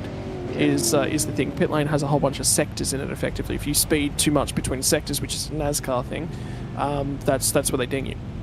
Yep. So yeah, I'm guessing just I think Dan was saying it just probably didn't quite slow quick enough, and that got pinged in that sort of sector regard, unfortunately for John. But yeah, at least still in the race, so still can try and get some spots back. But it's a real shame because he was running so well, qualified so well.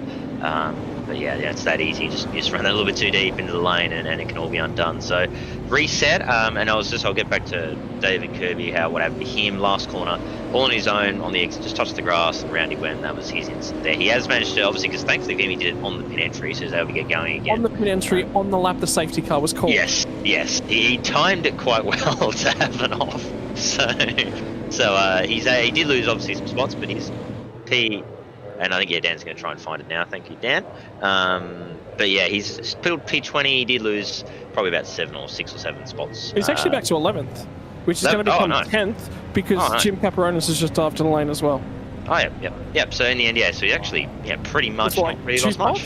Yeah, because he was. I think he was just behind Delaney in that. So he's ended up basically not really losing much. So that worked out. So yeah, it's always nice, isn't it, when you get to have a nice big smash, it's like a solid hit in the wall, and you get away with it. It's you've had a decent race when you get that. When you have a nice big crash and it doesn't even show on your record, really. If you didn't look at the replays, you wouldn't know. Hey, how'd you race go, David? Oh, fine. Unfortunately for you, Dave Kirby, we caught your moment in all its glory. There it is. Yeah, on the grass, bang, straight. Yeah, should we just highlight that, circle it a few times? Sorry, Dave. No, we did see that one, mate. Yeah, no, you didn't get by. No, we saw it. Yeah. But so just build a little bit of a 360 for style on the pantry and keep going. So minus the front bumper. But yeah, all worked out. So but he's sitting pretty there in 10th. Luke Rundell in front of him, he's 18th and 9th. I guess we'll have a look here at some moves and shakers. I tell you what, if that, I don't know if he's, wow. Okay, so Darren Goosey, 39th to 11th. Wow. That is. I think done 2 stops is my next question. Yeah, that's what I'm thinking. There you go. See, don't think he's done his 2nd stop. Yeah, because I see he had 1 slow lap 13, I think. There you go. Yep. So 1. Yep. So yeah, he has no stop. So that makes it interesting because you've got someone with older tyres out of sync who's towards the front of the field. So that could cause some dramas on the restart, so everyone has to sort of keep an eye on that because he won't have the same pace that everyone around him will have. So dramas that we'll see, hopefully don't cause, but we'll see. It always is awkward when this guy out of sync, not only in terms of where he is, but in terms of pace too, can be a really make things a bit awkward on the restarts. And yeah, we are. Goosey and Friend, the only 2 who haven't done their 2 stops. I think Craig Friend he's up in P7 too. So yeah, so they're in 2 spots, critical spots that could be a bit frustrating for some drivers on this restart as the stage goes in this lap score. And I guarantee you Craig Friend's logic is going to be, but I've been to the pit lane twice. Well, the rules actually state that you must go up on the jacks twice. And the reason he was in the pit lane much earlier on was because he got a drive-through penalty. So yes, he has been to the pit lane twice. One of them was at the call and request of race control. But yes, he must go up on the jacks, is what remains. And the Dino Dyno has crawled up a few beats as it crawls down immediately as I start making mention of it. But Scott Gamble now leads the race, and Michael Whiting sits 3rd, and Taliancic, after his moment as well, sits 4th. So 1 step off of the podium, and Ken Ladder's back in this one at 5th as well. So fair few drivers back in this one. Yeah, they're all. It's status quo almost, and this should be, assuming that no one was too optimistic with the fuel. This should be a straight up sprint with not really any need for fuel save here to the end. So is it just me, or did Michael Whiting have a very long first stop? He did actually have that significant long first stop. Okay, just because his stop on this one was about 8 seconds shorter than most of the people around him. So he must have, it may have been some damage, but he also probably took a lot more fuel too. So that call immediately ended up helping him straight away. Yeah, so that's worked out for him quite well, although safety car's fallen in a really optimal position. The end of this race is going to be interesting because we've just passed the halfway mark of this motor race. This run to the flag is going to be 19 laps on these tyres. So this one's going to, yes, be about track position. Fuel savings kind of been removed from the equation now, but the big one on this one is actually going to be tyre saving. This is going to be a real tyre save race. Yeah, it's all about who can look after the tyres the best to have the grip at the end, as Gamble has gone before the final corner. And we are back to green flag racing here at Road America, and he will lead off with McNamara. Already got a gap on Michael Whiting, so they've caught Michael napping. They're able to work together there to have a good jump, and they've got a gap to him and Tally, Ken Ladder, Troy Stone Street, 12th to 6. He's actually a really nice race. As we're seeing Craig Friend already getting taken by Blake Delaney at the line. And again, remember, he was up there. He has pace to be up here, but he's on all the tyres. Here's the thing, did he overtake at the start-finish line? Because you're allowed to overlap prior to the apex of the last corner, but you cannot pass until you pass the start-finish line. And immediately Craig Friend's going to lose another spot as Luke Grundell fires it down the inside. He got wide in turn 1, and now David Kirby's going to line him up and have a crack as well, because Craig Friend is on really, really old rubber at this point in time, and there is no way for my liking he can make it actually to the end of the race, because his last pit stop was too early. So now he's trying to cover off David Kirby. Kirby's going to switch it back down on the inside on the run down the hill into turn number 5. Here's Craig Friend, a fraction too deep, runs it in just a little bit too deep, right out and onto the curbs. Now he'll have to defend from David Kirby. He's still got overlap down the inside, tries to get down on it in that curve. And I tell you what, Craig Friend's come away with it, but a big, big old slide on the exit. And Dave Kirby might be rethinking this one and going, I've got to keep touch with these leaders, but I've also got to save the rubber. Yeah, so really trying to defend that one. Chad Lewis also got around Darren Gozzi in the background of that one as well. So, yeah, he's fighting hard, and he got a bit freight train there, and that's how it can be at turn 1, especially off a restart. He got sort of put wide there with the move, and that just let Luke Grundell through, nearly Dave Kirby as well, but he was able to hold that one for now. But yeah, I think Blake was okay on that restart. I was watching him as they crossed. He did overlap, but I'm pretty sure he wasn't past him, so I think he'll be clear on that one as he now chases after Troy Stone Street. So, yeah, they're going along, and I'm looking back. Who's that? Greg Sharp and Matty Parker battling. That's sort of 13th. Looks like Matty Parker possibly lining up Greg down into the right-hander. No, not quite close enough. Decides to sit back for now. That's because it's been a wide bold. And exit stage left goes Greg Sharp when they get down to kind of the corner. There is a gravel trap that'll pull him up, but Greg Sharp is going to go tumbling through the order. That's a shame. And he again had a really clean, nice race up until then, and then just one mistake. And let's have a look. Yeah, just too deep, just way too hot. Trying to defend, got maybe a little distracted in his mirrors there, and sort of just went that little bit too hot and straight off. As you say, thankfully for him, that gravel trap pulled him up real nicely. He's able to at least keep going. But yeah, that's a long way down here. You can see there. Yeah, Blake Delaney is. Yeah, he's all good. So actually lined that up pretty perfectly. Got the perfect run out, dropped the overlap, not past him. Nobody could have done. So it's played pretty well. As Sharp is immediately on the move, trying to make those distance back. Michael Talianchis goes ahead and sets the fastest lap of the race with a 2:04.814, so not hanging around from his neck of the woods. And I tell you what, I just saw that. Yeah, I just saw that. I saw a car off at turn 1. I'm like, don't tell me that's Scott McKeon. And yeah, it's Scott McKeon. And, wow. It was not me. I didn't do it. Not me. We didn't say anything. This is for once we didn't say a word. So I'm going to say we were clean on this. But I was just about to say I looked at it. It was into turn 1 on Matt Vanderkrant. Actually, he's having a look. Down the inside potentially. Oh, I think okay. Oh, wow. Oh, I think if anything, he might have been a bit caught off guard.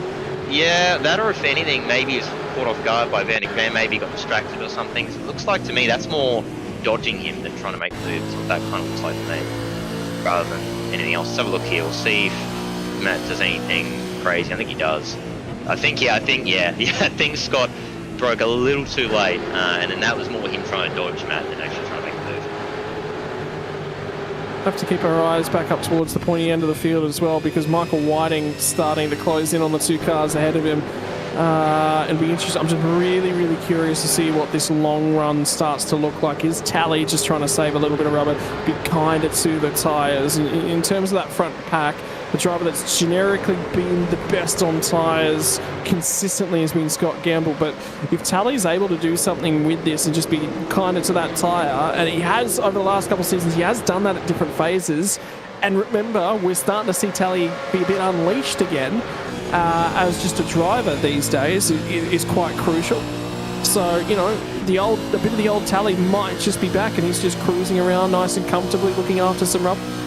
Yeah, definitely. And again, he's in the perfect spot to do that. He's, a second pretty much off the lead, and the 3 guys are all right there, line of stern. So if he can just keep the tyres alive, keep himself right there, track position-wise, he's in the perfect spot that if this all kicks off, in the last few laps, he can have the tyres to actually make the moves to go for the win. And same goes for Kenny later if he can try and stick on this pack as well. So yeah, these guys here are all placed very well to take advantage later on. I think that's what we're doing. Tally, and obviously both Tally and Ken have been around for a very long time, so they know how to play it all in that regard. So surprised. Certainly I think Tally will. We'll see if Kenny's pace, not quite so far tonight at least, hasn't quite been able to match the Scotty Gamble and McMurray and the guys at the very, very front. So we'll see if he has the pace to keep with them. If he can, he's in the perfect spot to take advantage, as we see Troy Stone Street's got a little bit of a train going on with Luke Rundell, Craig Friend and David Kirby right behind him. Yeah, so Kirby's still yet to clear Craig Friend as well, so interesting. And again, we don't know that Craig Friend does or does not know whether or not he's got another stop to do, so it'll be worth keeping half an eye on. Chad Lewis just sits outside the top 10 at the moment, but remember, with Craig Friend ahead of him, who's still yet to make a stop. And the other thing that's worth mentioning is, by numbers, Craig Friend's got to do one more stop as well. I just don't think he can get home based upon his first pit stop lap. Yeah, no, that's exactly right. I think you're right. Yeah, like there's not really a choice on that for him, even if he thinks he has cleared the minimum. I think just the raw numbers are going to say that he can't do it. But we'll see as the stint wears on. But yeah, he's still pace is still alright. And actually, Darren Goosey's doing, I feel like, not a bad job. He's behind Chad Lewis there in P12. Obviously, he's got to stop as well, but he's not dropped too far back. I thought he would have dropped a bit further, to be honest. So he's doing a good job just to keep the pace and not lose too much time. Just looking at Rob Crisdale up 14 spots. He's had a lovely little race as well. And as usual, with any races where there's a few dramas throughout the race, there's people in the midfield and further back that do tend to gain spots. And yeah, he's went 33rd to 19th, so really nice from him. Fion's is 34th to 25th. Obviously, he had a off earlier on that kind of impacted that too. And one as well that I thought would go forward more, but is really not, is Travis Hunt. He's down 35th. He's had a very drama-filled race, I suspect, that's been kneecapping his attempts to go through the field. Interestingly, I'm just keeping an eye on, remember how Matt Vanderkram was 36 on lap 1? Well, he's at 17th. So what's he gained? You know, he's gained 19 spots at the moment. John Latham actually just went back past him. But the difference being there is that John Latham, well, yeah, he had a speeding in pit lane penalty, but that was after they'd run 16, 17 laps. So he'd already cleared out a whole bunch of people. Yeah.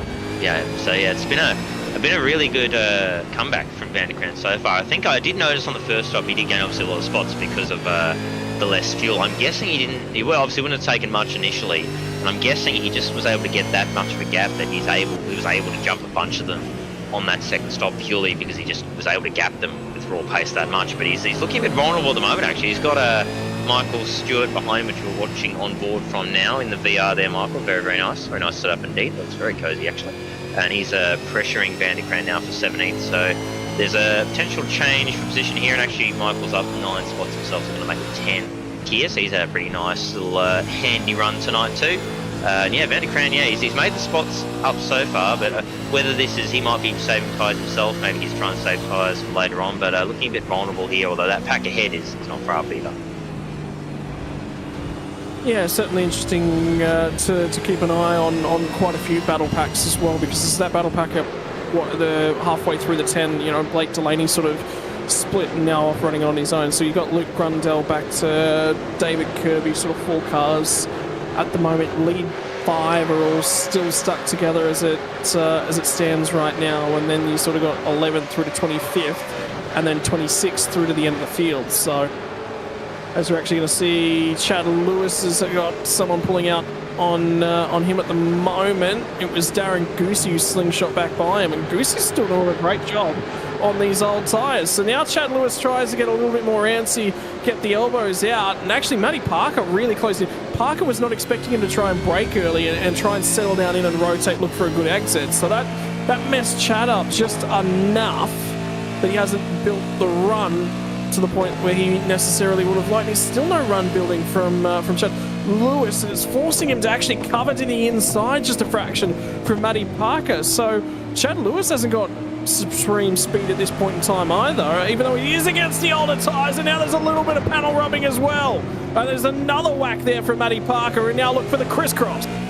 Yeah, they're battling ferociously here, and again, Gossey he's doing a good job here. He's not dropping as far back as I thought he would, but he is still a bit of a cork here. As you can see, the pack starting to line up behind him now as he goes along. So he is doing a good job, but he's definitely holding his guys up a little bit from advancing close to the top 10. So he's a crucial moment here for these guys. They need to clear him as soon as they can, because this is just time that, yeah, the only way you're getting him back is there's another safety car. There's no strategy to play out here. So they need to clear him as soon as they can. That's why Chad's getting the elbows out a little bit here, because he knows that he needs to clear him. Oh, Matty Parker, wow, that was wild into the sweeper there, but he manages to hold on.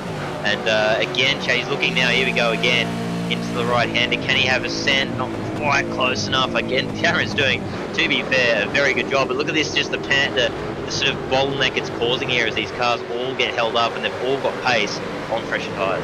Well, I'm just starting to think there was a few cars that started to file back in there. Christian Smart, I think it was, just pinched a brake as they got down into Canada corner, and now it's to the final corner on the racetrack one more time.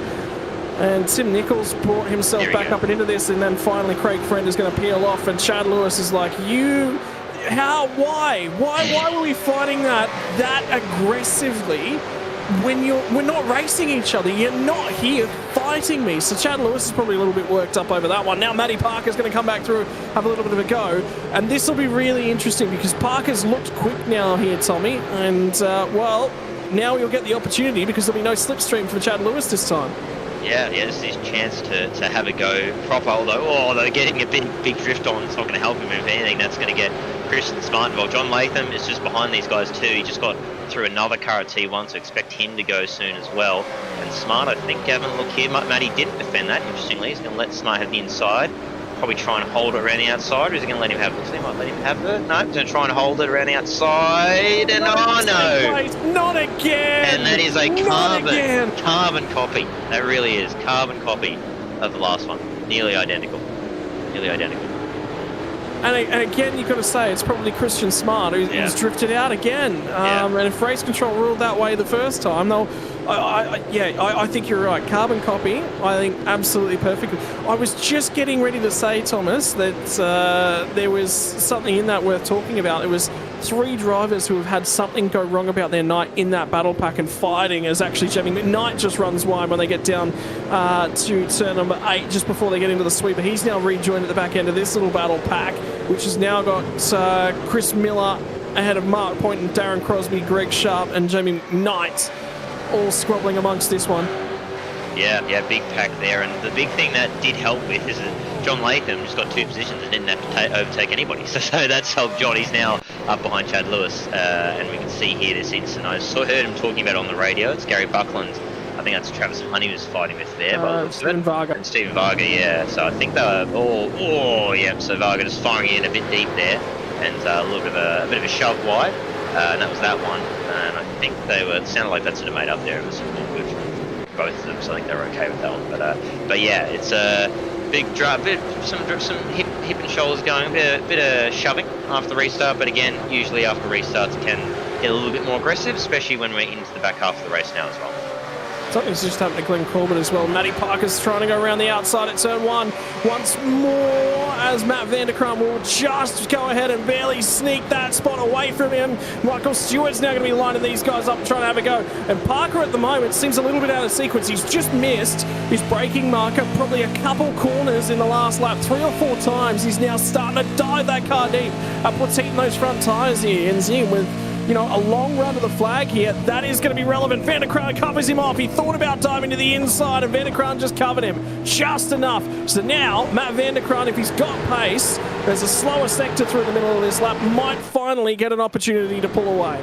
Yeah, this is his chance to leave these guys behind here, because, yeah, Matty, and as well as you say, he's a bit out of sorts here, but just been knocked out of the rhythm a little bit after that little drama with Christian Smart. So just needs to get the head back down, cool off a little bit, go, okay, we're all good, car's fine, back in the rhythm, get those tyres back in the zone, because as you say, if you push them too much, and if you keep pushing them, they're just going to get worse and worse and worse. So you just need to dial it back, let the tyres come back to you, and then once they're back, you can push on again. So that's what he just needs to do, just keep in with Vanderkran and get back in the pace. But yeah, it's a perfect chance for Matt to start to pluck away. He's got Tim Nicol next on the list, up to 14th now, so in the top 15 after dropping to the very back. It's certainly a good comeback drive from him, and I can see John Latham is already ranging up to the back of Chad Lewis, so he is on a mission here to get that 11th and then try and get after top 10, which he will, because Craig Friend still doesn't pit, so that's still going to be another net spot for him as well.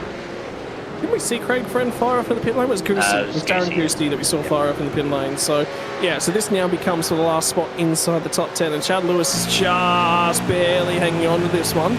And worthwhile mentioning, because remember we were talking about points, championship points at the start of tonight as well. Dan Hall was sitting right up there in third place. He's actually in Japan at the moment, so he's going to miss out on this road. Go tumbling down through the order as David Kirby tries to go tumbling down the inside at turn number 1. Doesn't quite come away with the spot. But what he has done, though, is now he's started to break the momentum of Troy Stone Street. He'll be back down the inside when they get to turn number 3. Stone Street misses the apex, picks up a little bit of the marbles, and Kirby gets the drive, which means David Kirby's going to pick up the spot. And Craig Friend is just a little bit like a cockroach at the moment, just hanging in, making sure that he's keeping himself in the picture, but he's not going to be with these guys in terms of the standings at the end of this race.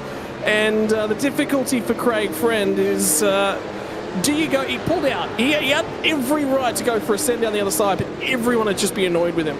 Yeah, I think he did the smart idea for him there, to just sit back. And I mean, him fighting with him is just going to lose him time anyway, so he's just going to lose him time in his race when he eventually does pit. So the smart call there was definitely just to let that one go and tag on as we're looking at Bells further back. I did see John Latham has got by Chad Lewis, so he's clear already. And so the incident with Stephen Varga just got a post-race points penalty. So even though it wasn't called actually through to the stewards still were aware of it. So yeah, and probably the right call there, because obviously both drivers, I think they were okay with it either way. You've still got to race control, still got to do their thing. So good stuff there from race control to keep on top of things, really. But yeah, we're looking at actually, there you go, live. Oh no, Grundell apparently dropping. We're hearing from Dan. Yeah, he is. Yeah, he's gone on my screen. So such a shame. Sitting nice in 7th, having a really nice race, and he's dropping right now. And I'd say that would be him done, because I'm not seeing it all. And at this point, usually if they're gone, they're gone for good. So that's a shame. It's 18th to 7th. He had a really nice run actually in this race. It's a shame. But we're just looking at the live standings. Gamble in the lead. That's Delaney in 2nd. And then Kenny ends up going to 4th. Michael Stewart up as well in a bunch of spots. Chad Lewis, Dean Flavel actually drops 1. Wow, 11 spots for David Kirby. Wow, he goes a lot of spots. Even Chad Lewis gaining pole picks.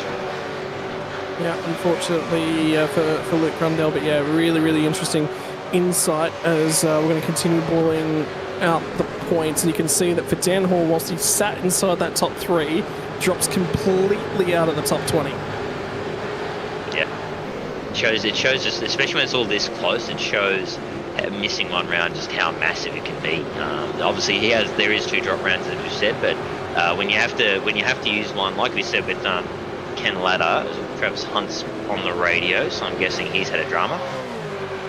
Really? Oh yeah, he's down in the pits actually. I think he was just saying retiring, he's gone. Yeah, so yeah, unfortunate for Travis Hunt, a really forgettable after him. I think he was just in the walls unfortunately for him. And yeah, that's a real shame. But yeah, it shows when it's this close, a series this close in terms of pace, and everyone, as we've seen, round to round, people can be competitive at different tracks, and it can all vary so much.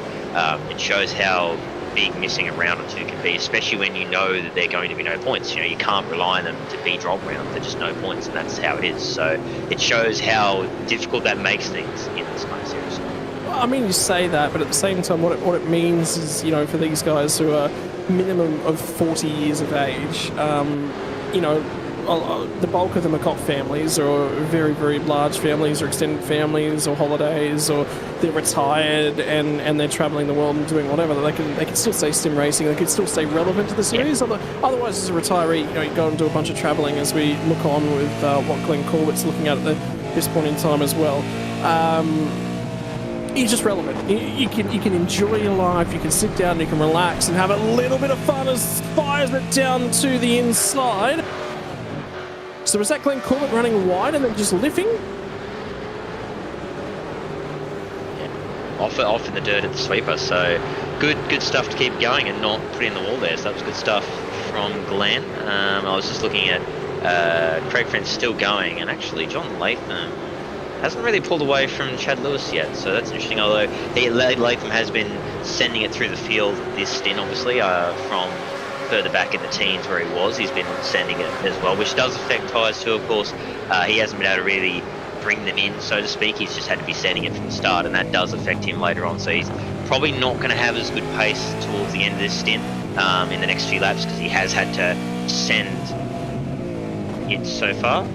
And 999 there was a racing incident, which I believe, is that the one we saw before? Is that the one? That was the one that we saw from Christian Smart. Yeah. So yeah, which as we said is consistent with how they ruled the last one as well. Luke Rundell end up dropping out from the racing server as Greg Sharp's going to go side by side with Jamie Knight, setup builder for the series as well. Knight will scoot on through and pick up the spot. Yeah, and Sharp, well, 12, so he's down 26 coming back. Look at that, Jason Fuelens, 13 spots gained, so mate, despite a few only 13 spots gained after you cursed him. Yeah, that is a good effort with a curse, although there is still time, so he might just curse him again. If he does, I'm sorry. It's not intentional. But you can see the concentration phase there. He's in the zone right now. He is in get spots and get more spots at the moment. So he's behind Scott McCune. So it's this is oh boy. Okay. Well I hope. Yeah, it's the cursed driver right now. What have you done? Oh boy. Okay. Here we go. Well. That's the head-to-head, because that's Scott McCune in the good old motion rig in the other shop. Yeah. That looks very nice. Jason Fuelens, your head looks better when it's in one frame. There we go. No! Oh my god, you're kidding me. Did that just happen? Oh, come on. Look, that's not fair. That's not fair. I don't understand. What? Oh, come on. That's just... Alright, look. Scott... Oh, Matty Parker. Matty Parker's had an issue, and he's turned hard right across the track. What has gone on there for Parker? Something did happen to Matty Parker just there, so that was all triggered by something way further up the road. Oh, I just can't believe that. That's ridiculous. That is actually insane. I'm sorry, but let's have a look. Okay, well, is that a hardware failure? Yeah, let's have a look. He's going along. Let's have a look at what happens here. So he goes, it just goes wide. No, it just goes wide. And he's trying to get it going. And I guess he bags it. Oh, he stalls the engine. He stalls the engine. Oh, gee. I think he bump starts it. Does he bump start that engine there? That, or it looked like maybe he was trying to go to the pits. Maybe. I think he was maybe looking to go to the pits. And yeah, he just didn't look at where... Yeah, that is so weird. It's so weird. Yeah. Dan he's out, and annoyingly he can say that because he's just here producing. So he's good, but I mean, I guess me really it is. I'll take that, Scott. Just look, whatever you need, my friend. Just say, Scott, whatever you need. Just let me know. No, I'll cover you. I'm looking at that and I'm going, how? Yeah, I know. How did that just happen? The only way is by a curse. The only way. I know. That's what I'm looking at, and I was like, I don't understand how that's. It's literally like the universe heard. It was like, oh, you're talking about Scott McCune, are you? Oh, hey, here we go, Matty. Whatever, just a random fandom issue. Here you go, boom. There we go. Ha, back to normal. So that's. How? I've not seen that. Is so bizarre. I've not seen something quite. Yeah, that's something. I don't know. I'm speechless on that. But either way, I'm deeply sorry, Scott. I really am. Let me know. I'll make up for a second. Wow. I've never. I don't think I've seen such a. Yeah, I don't think I've ever seen such a commentator's curse so, like, you know. But the thing is, there's nothing that really happened to Matty Parker. Like, that's the thing. It's like he saw McCune coming and was like, oh. Okay, there's the driver. No, obviously not intent. There's nothing intentional in that from Matty Parker. He's trying to find a hole to get back to pit lane for whatever. We just don't know what that was. Yeah, it's so weird. Like, he just, car's fine and he just stops. So I don't know if that's a hardware failure or if something went wrong at his end. But either way, it's huge shame. But that, again, is Jason Fuelens now in the top 20. I've got a new suggestion for driver of the day, by the way. It's now Matty Parker for being the driver who made the curse continue. Yeah, sacrificed his own race to make sure the curse kept going. Yeah. Unbelievable. That really is. That is one of the most bizarre things we've seen. But anyway, we'll move along. As more dramas. Actually, Matty Vanderkrant is around. And someone else was with him as well. I didn't catch who that was, but someone else was also involved. And so he's now dropped way down, and such a shame. He's nearly in the top 10 in 12th, and he's full brace control, so it's obviously some kind of contact there in that corner. We'll get it up on replay now. Let's have a look. Oh, not again. Oh, it is. Chad Lewis has gone round, and then... Oh, no, and he had nowhere to go. Oh, my goodness. The race, suddenly it's turning into everyone who's been having a good comeback. Cop that. Is what I'm getting from this race now. Oh, I can't believe that. Because the driver I just had down for driver of the day is... Sorry. It's not even... I didn't even call Matt Vanderkrant out to the universe and say, hey, he's worthy of a driver of the day for this performance. No, I just said that one privately. They can read your thoughts now. Oh, my word. Oh, that's such a shame. Again, he's driven so well to come from the very back into the near top 10. But yeah, obviously, hopefully he has his spare car. I don't know if he used it earlier on, but I think he would, I would say.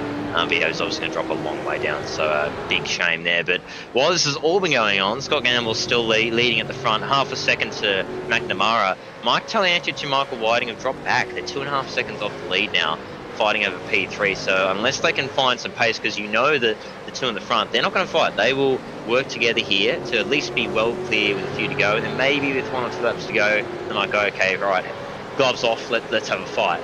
But you know that they're going to be doing everything they can right now to just get clear and stay clear of the cars behind. So Tally and Co need some pretty insane quali laps here to catch back up to these two.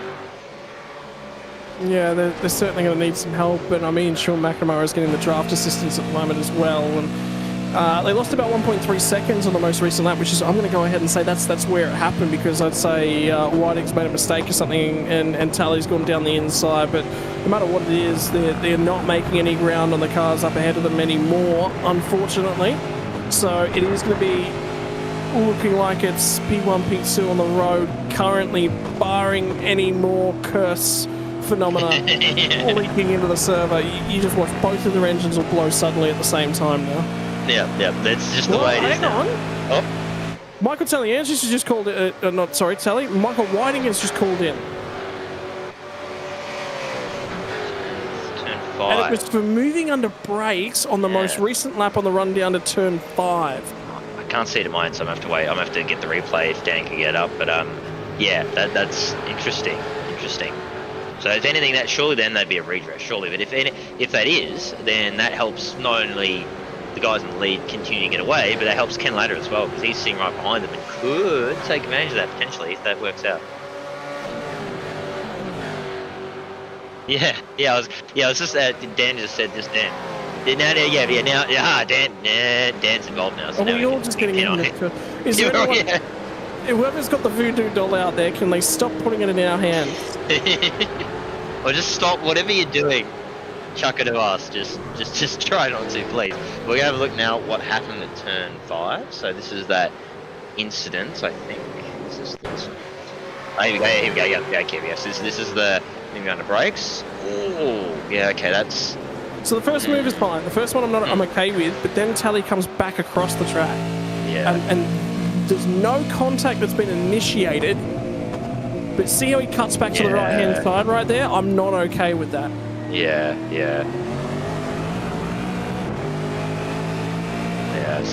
No further action, looks like. If that's that was not for this one. So, so remember how we were talking about the Chad Lewis and Matt Vanderkrant incident? Well, what they were looking for was an unsafe re-entry / holding brakes. So what they've deemed it as is car.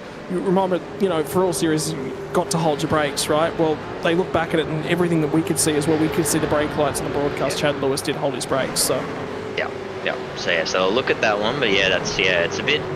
Yeah, moving back, as you say, is the problem. The defense fine. It was obviously just defending position, that's fine, but it's coming back. That's the issue. Is Mark Poynton looking at, I assume that's Chris Sharp. Oh! Yes, they get down through the kink 2x2, and now it's going to be the car in behind looking to try and have a crack at this one as well. So Christian Smart's trying to line up and sneak a couple positions away, but in the meantime, Mark Poynton's come away with that one. Sharp fires it back down the outside of the brakes, and still this one has not resolved itself. 22nd on the road. Greg Sharp will finally have to yield, and that is now going to allow Christian Smart to really range it on their rear bumper. And it's interesting because these two, as we saw, they're both kind of recovering. Smart obviously recovering from his incident earlier, and then Sharp obviously had that off at the start of the restart phase. So they're probably, I think they're both recovering, trying to get back through the field. So Poynton's got two probably sort of annoyed drivers with their issues trying to come through. So the bit of aggression might come through, but for now, Poynton's holding, he's defending. I mean, obviously, fair enough. Now we're in the latter half, the last few laps, so the fighting position now doesn't matter what your pace is. So yeah, trying to defend, but these two are going to be pretty keen to get through. And then I think that's Stephen Candy behind them. No, I shouldn't say Candy, that is. So I've got to find where they are now. Darren Crosby, right, he's behind them as well. And you can see again, here they go. So Poynton defends, but Sharp's got a really good run around the outside. And Christian Smart's there as well. And fires it down the inside. Just manages to pull the car up as they get out the other side, but that's going to provide the crisscross opportunity for Greg Sharp, and they're still side by side as they crest the hill at 6. That's to run back down here through the kink on the right-hander at 7, and Poynton has finally lost that spot to Greg Sharp. Yeah, Sharpie's through. Sorry, I was quiet there because I was listening to race control there with another penalty there. I think that was something to do with Matty Parker. So, yeah. So, yeah, Greg Sharp is through, and next up, Christian Smart will be trying to get through as well. But yeah, so that's a good move in the end, and I think Smart will be looking pretty keen to get through because again, those two are sort of coming back through the field a bit after their dramas earlier on. As we continue on this race, but tell you what, some really good moves in this field there. Well, here we go, Dino with the dyno meter, 108, yep, that's what you would expect for in the last few laps. Apparently still relaxed, I don't think so, I think that's a lie. I don't think you're very relaxed at this point with 3 or 4 laps to go in a battle pack. I don't think that's quite right. So if he is, credit to you. Maybe want to talk to Kimi Raikkonen because you've got that Iceman factor if you have to keep relaxed at this point in the race. Oh, by the way, Christian Smart still just about got overlap Mark Poynton. So Greg Sharp did manage to get through and get clear, but in the meantime, Flavel's starting to try and mount some sort of comeback at Stephen Kennedy and the next 2 cars up the road as well, Robbie Griffiths and Jason Fewens, because we haven't cursed Jason Fewens enough here tonight, so let's have another go at that one on the run down to turn number 1. Does finally manage to hang on to that spot over Robbie Griffiths and rotates the car very nicely down through turn 1 as well. By the way, I was going to say, I just looked at the lead. They're side by side. It's McNamara versus Gamble, so the team orders are off the table. This is a raw fight now for the lead. They're still side by side. They've been side by side since turn 5, and Gamble will hold it for now. Touch too deep, and now that's going to present another opportunity for McNamara to get back down the other side. By the way, there is still 3.5 laps left in this one, so if they keep this squabbling up, Tally's just taken 0.8 of a second out of the pair of them. Oh, then that's this is what they need. They just need these two to start squabbling right about now. And these guys behind, just 3 of them, because they're all still together. Tally, Whiting, Ladder, they're all together. I think they've all realised that if they can just try and stick together and just do the pace, that they're going to have a chance here, especially if these two keep fighting like they are. Which, if they're already doing this now, you can guarantee this is going to keep going, and this is going to gift all these guys a chance to maybe make this a 5-way fight for the lead, which would be very nice to watch. So if anything, I'm kind of hoping this keeps going, because if you have a 5-way fight for the lead, that would be a very nice way to finish this one. Yeah, wouldn't it? And McNamara starting to apply some supreme pressure to that rear bumper. She's not over and done with. Rotates it nicely at the final corner, and he's going to get that drive, and he's going to get that toe as well. The margin between McNamara back to Taliancic now 1.8 seconds, but Gamble now starts to cover. They might be teammates, but both of them would like to win this race. The big key, though, is don't touch your teammate. Yes.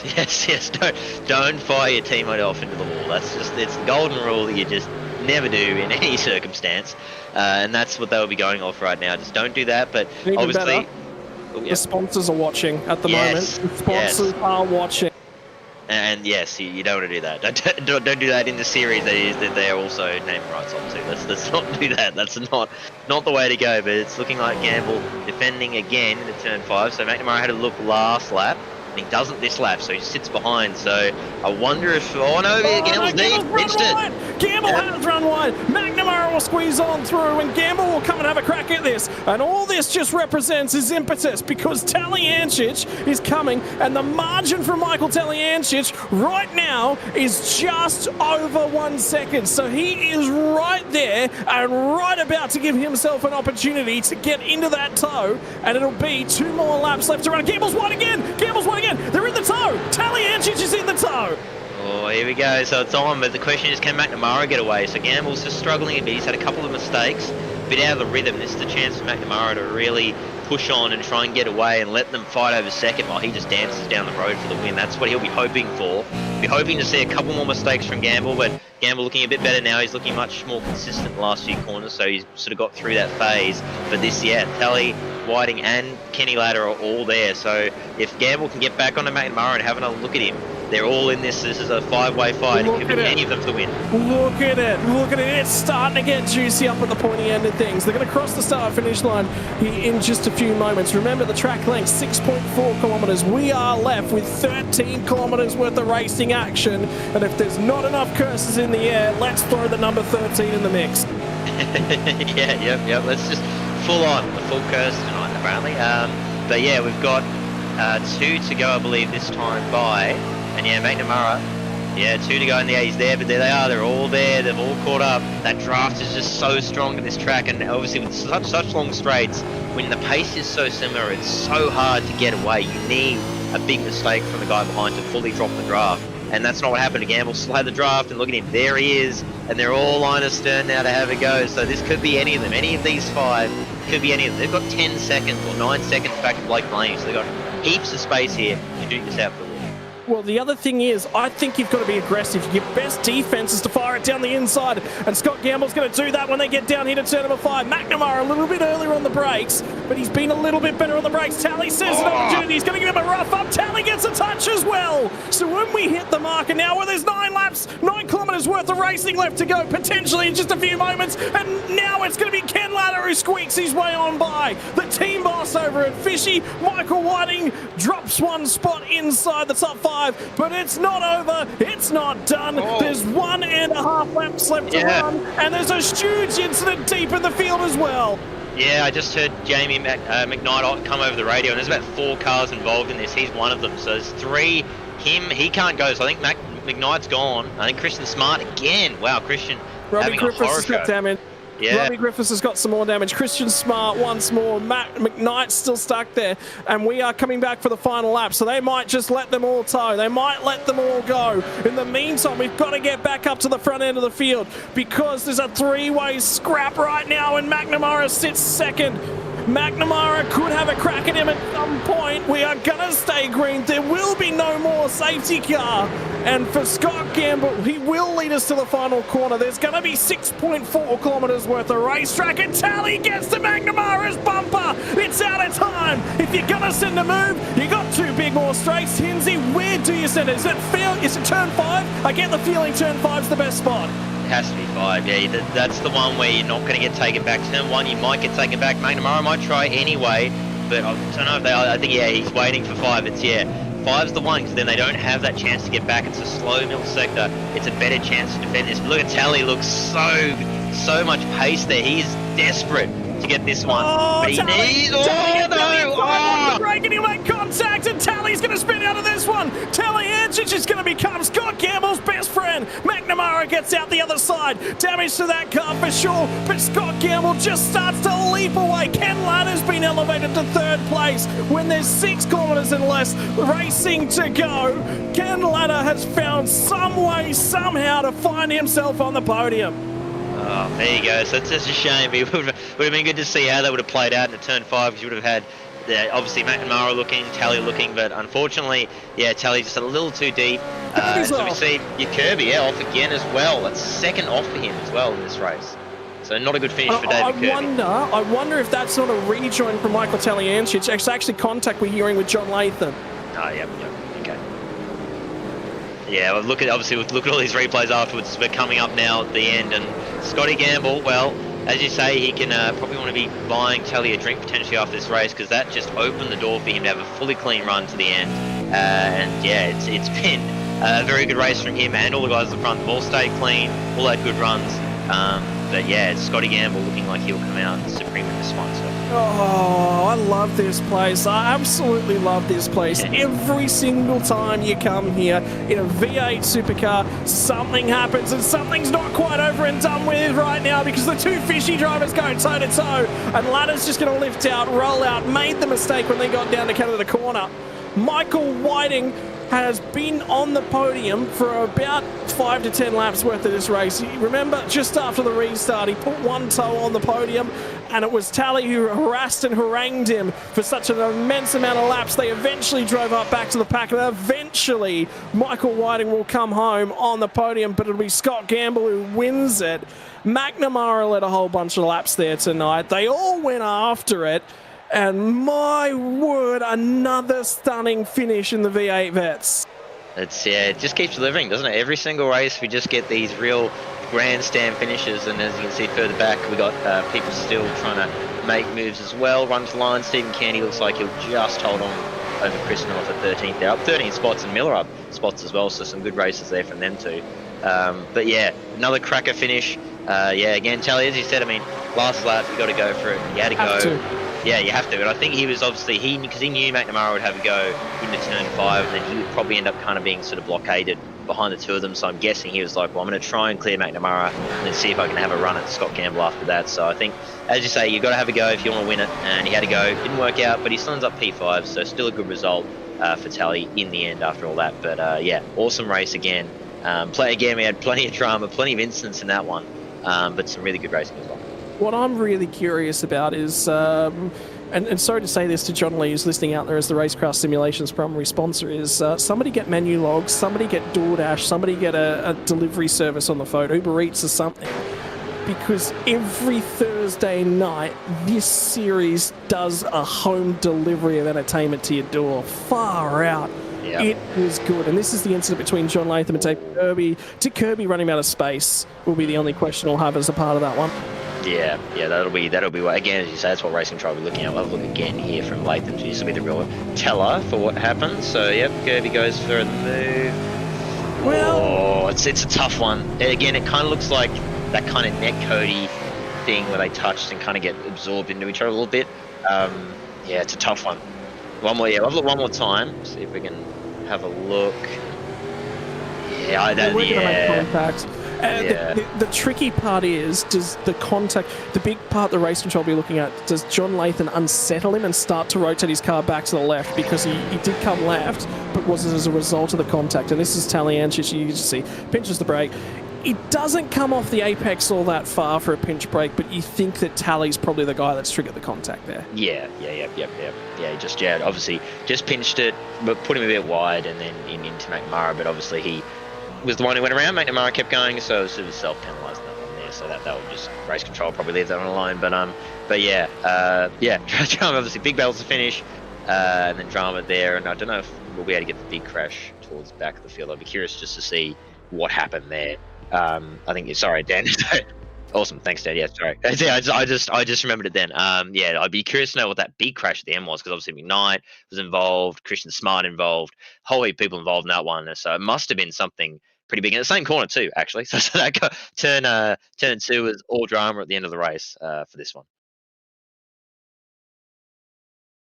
I'm still lost for words. Yeah, I'm still lost for words because that just all kicked off. I mean, we had dramas with crashes, we had battles, and then we even had the biggest example of the curse we will probably ever see. And I'm guessing Dan's just found it because I just heard him in my ear. So I'm guessing he's just found what happened. So this should hopefully up on screen. Yeah. This will be interesting to see what caused that, because that was a big crash. We saw it. Obviously, Jamie McKnight came on the radio is what I got tied my ears up. So it was Robbie Griffiths at the start of it all. Let's have a look here into that turn 2, and oh wow, so I'm guessing didn't quite blimp enough on the downshift, and around it goes, and McKnight nowhere to go, straight into him, and then gee, I mean that's just good dodging there from whoever that was there to get through that. But that's one of those things, isn't it, really, unfortunately. Car stopped right on the racing line, blindsided. They got nowhere to go. Chad, oh, wow. That is, wow. You go right along with that one? Yeah, I want to see that from Chad's view. And it was Darren Crosby's the other one that dodged that. That was, wow. That was some really good reactions from Chad Lewis on that one, and Darren Crosby as well. How many other series is Hinzi do you sit here and actually watch replays after the race? Because you're just like, oh my goodness. Sorry, that is. I was clenched. I was puckering. Yeah, that was really close. Any deeper, and he was in. And saying, look at this Darren Crosby. Look at that. Oh, just sees a wall of cars. Oh, jeez. Wow. Oh.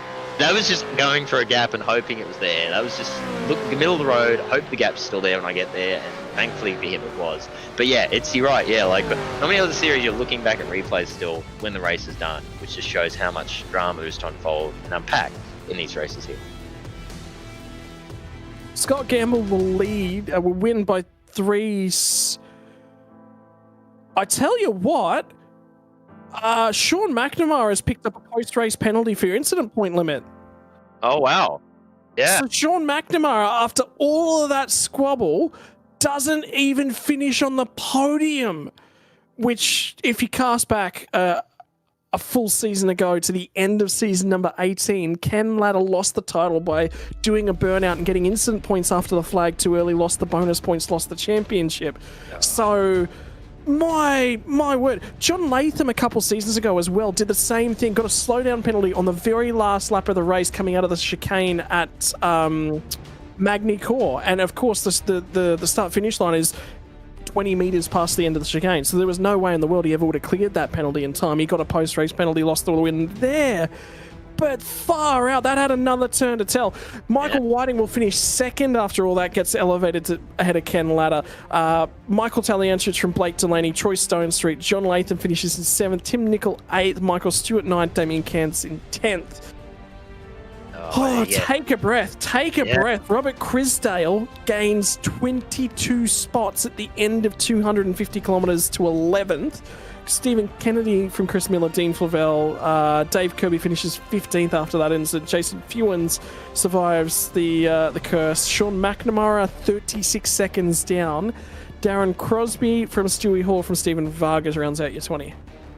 Yeah, that's just some. Yeah, wow. There you go. That's something we didn't see, but it shows how much that little incident ended up having an impact, even more, that little incident with him and Telly that we didn't see until the end. But Brad Doblin's up 21st with Gary Buckland 22nd. Glenn Corbett 23rd with Shane Randall in 24th. Craig Franz ends up 25th after his incidents throughout this race, with the drive-through and then obviously being on the alternate strategy in a way. Mario Real ends up 26th with Jim Caparonis in 27th. Hilal Cesar goes from the back to 28th with Chad Lewis in 29th and Mark Poynton rounding out your top 30. And then I believe we go over the page, it's going to be Darren Gossi in 31st. Scott McCune ends up 32nd after the curse comes back in full force later in the race. Christian Smart ends up 33rd after the incident at the end there, with Craig Sharp 34th. Luke Grundell did get back out to at least get a result and get points in 35th. McKnight obviously caught the end as well in 36th, along with Robbie Griffiths. And then the other retirements are Matt Van der Kran, Matty Parker, Travis Hunt, and then Stephen Gretsch, Paul Burns, and Paul Warwick round out your field here tonight. That was literally, I think, had everything. You had strategy, you had battling, you had incidents that even at the end, even after the race, was still taking effect. Yet again, V8 Veterans delivers another absolute cracker of a round. But I tell you, I've just got off commentary prior to this. We're sitting with Dan Yeaman. We're commentating the Thailand Super Series, and they've got some entry-level categories, which is what we're calling this afternoon, was Super Eco, Super Compact, and they're tiny little things, right? 1.6 litres and less. I think 1.3 litres. Actually, I think 1.6 litres is actually the biggest engine. 1.3 turbo engines in Honda City, CRZs, and Toyota Yaris's and the like sort of stuff. And that felt about as mental as this was. That's just absurd. Anyway, all right, we're going to get some interviews out of the way. We're going to start from the top end of town and chat to the man who did end up winning tonight's race, who had a fairly good old stash with the team boss over there, Mr. Scotty Gamble. That actually looked like a ton of fun, that race. Yeah, how you going, Scotty? It was a tough race, isn't it? Just that draft was so big with this full aero on this car, but gee whiz, it was fun, and to work with Sean and race with Sean like that was absolutely mega. I enjoyed it. Was there a little bit of discussion of how far from the end you guys are actually allowed to race? Because at the end of the day, it's cost Sean a little bit. If he'd probably waited another lap for you guys to go racing, he probably would have been okay, but it was probably one lap too soon in the end. Yeah, it probably wasn't just that too, Scotty. It was about that third lap out, and we're having a talk about the timings, and we're like, all right, we better get back onto it. And I come down into turn 5 and I picked up a little bit of sand and ran wide there too. So that brought Tally back into it, which, you know, if he wasn't in the draft, he didn't have the pace to go with us. So we sort of screwed that one up royally, and really unfortunate at the end there for Sean. Like, he deserved P1 or P2, but he got doored by Michael and gave him a 4X, which put him over the limit, you know, and he ends back P12, 13 or wherever it was. You know, it was a real shame because he didn't deserve that, you know. I mean, that is the nature of racing. And admittedly, you sit there and you go, I mean, a 4X, but there's another 13 incident points that accrue to that point. It's tough, right? That's the nature of racing. You race up hard against these points. It's not easy. It's difficult. And you got to measure that. But man, that race tonight, strategy was such a big part of that. You know, you couldn't lead the entire race. You certainly had to do some fuel saving.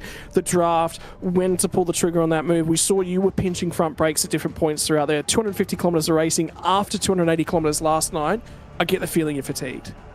Yeah, I'm pretty buggered. I was a bit off last night actually, and you know, I wasn't feeling it, so I had to go away and refresh and get myself together. But yeah, it's tough, like it is, and like you say, it's pretty easy to get that off track around here at Road America now. It's narrowed in a lot more to what it used to be, so it's yeah, it's been good fun, but definitely the race last night was an eye opener and tuned me up a little bit for tonight. You know, a bit of a redemption race tonight, so I'm glad to be up towards the front end, and yeah, but most importantly, like, I just enjoy racing with a teammate out there who's as fast, if not faster, and it's really good. It's going to be an interesting season when we come on track at tracks that we both enjoy. Mate, finally, I'll leave the floor all yours because, I think you want to say a few words about how great, it is to be racing. You've already said it, racing, Sean's just a bunch of fun. It's really, really good to say, but I think at the same time, you want to say a big thank you to him and everything that the team get behind you and do there. Yeah, absolutely, mate. Over at 9.5 Sim Sports, it's been an absolute blessing for me. I'm pretty lucky to be able to get in there, so I try to return the favour and get in and work with the guys, and they've had a little bit of turnaround of drivers and gained some, lost some, and gained some more again. So it's been really, really good. All of them have been really welcoming, and to have Sean, who we know is he's a Pro Series driver. And team boss over at 9.5, to have him racing with me over in V8 Vets is awesome. And shout out to the other drivers too. We're all out there to have some fun. Race pretty hard, and even though there was a little bit of incident there, it's still hard racing, like you said, Scotty. So, good on them. To you guys over at SimSpeed, thank you very much. Enjoy your progress as always, and to our sponsors over at 9.5 SimSport that make it happen for us. We really appreciate their input and being on board, which is RaceKraft, Turn-In Apparel, RSW Graphics, Racing Ears, and Prestige Cinematography. Thank you very much, guys. And yeah, to Kenny, yeah, well done, Kenny. Like, I was surprised. Well done to him, and to Michael. Fishy got up there and again. So yeah, bring on next week. Mate, and anything for the sponsor that's actually hanging out in our YouTube chat that was watching that and getting excited over there, the big man that supports you guys from Perth, Mr. John Lee? Yeah, thank you. Actually, I had a little message off him today, so thank you very much, John. Do appreciate the support you give us, not only here with our 9.5 Sim Sports team, but also for the V8 Veterans League. Without guys like that, and especially your sponsor over at RaceKraft, we wouldn't be able to do it. So thank you very much, mate. You're an absolute legend. Yeah, all right. Thank you very much for your time, Scotty. Pleasure chatting as usual, brother, and congratulations on another win. Cheers, mate. See you. Oh, my word. We're going to take one step further down the podium, and Mr. Thomas Inns is sitting alongside of Michael Whiting across the line in third, but ends up second on the podium. Michael, hey guys, how are we? Yeah, not too bad, mate. Not too bad. I mean, that was yeah. We were just saying how exciting and just action-packed that race was. I mean, obviously for you guys at the front, it was probably a little more standard from you guys from what was going on further in the field. But what was that like from your perspective there? That was pretty tough, to be honest. I've been crooked the last couple of days, so trying to get up to pace with the likes of McNamara and Scotty Gamble and Kenny and Telly and all those boys it was full on. And trying to stay there during the race, even more so. Yeah, exactly. Yeah, and we saw that the pace was red hot for sure throughout that race. But obviously you were in that pack, sort of plodding along the back end of it for much of that race. I did want to actually ask, what was with that first stop? We noticed you had a very long first stop. Was that for some damage repairs or just with fuel? No, I completely filled the car, so it was only, I think the second stop was 14, 15 litres, so hence when the safety car came in, filled it right up again and got back out on track with good to the end, so managed to jump the guys that were in the pit lane at the time and back to P3 for the rest of the stint. So. Yep, cool. Yeah, so that explains that one. Yeah, it was in the end. Yeah, the safety car worked out perfectly for that strategy. But yeah, was there a lot of in the early part of the race? Was there sort of some fuel saving going on, or was it sort of push hard? Yeah, no, fuel saving. Trying to stay within the draft, clutching it, back into the straights and stuff. It's only a couple of 100 mil, but it all matters at the end of the day. You do that for 10 laps, and it's 2 or 3 litres, so it does make a difference. For sure, yeah, for sure. And looking forward from this round, obviously we're looking at the next one. We got another longer race at Interlagos for the next round. Thoughts on that? Confidence going in? Is it a track that you do well at? It's not a bad track. I don't mind it. Road America is one of my favourites, so it's probably helped this week as well. We had Pro Series there last night, and we did an official on Tuesday. So going into Interlagos next week should be pretty good. We'll get some pretty decent practice sessions in with the boys over the week. So yeah, just be trying to chase the fast guys, really. For sure, yeah. But yeah, that's again, it was an awesome race for you to get that P2, and just obviously Ken as well, getting the top 3. So it's a double fishy podium there for you guys. So I'm sure as a team, you guys would be happy with that one heading into the next round. 100% double podium. Anyone on the podium is always a plus and a win for us. Pretty unlucky for Sean McNamara. I think there was contact after the race, which sent him over the incident point limit. It's pretty unlucky for him. He deserved a podium finish with how he drove tonight. Those 2 guys were lightning fast. For sure, yeah, and that's, as we say, it's unfortunately it's with the instant limit, that's obviously part of the deal. You flirt with it sometimes, and if you get too close, it can just be that 4 times can end up being the deciding factor. I know I've had that as well, but awesome drive again, Michael. The floor is yours, mate. Anyone you want to thank? Shout out to the guys at the team, as always. Some good and bad results tonight. West End Motor Group, DC Shades, Battery Warehouse, Early Beach, Infinity Designs, and yeah, all the guys driving for fishing. Awesome. Well, again, awesome drive from you and Ken to get on the podium, and we look forward to hopefully seeing you again next round, mate. Appreciate it. And then we're going to chat to the driver finishes 3rd after everything that's gone on in terms of the post-race here at Summer Sins. I tell you what, Kenny Latta, you probably a little bit surprised that you found your way up here, but that was not an easy race by any stretch of the imagination. With a couple laps to go there, all of a sudden 5 cars arrive for a battle pack to the end. How good is Road America? Oh, it's certainly a great track. Obviously a lot of drafting. There's opportunities for passing. It's easy to make a mistake here, and it just shows again anything can happen.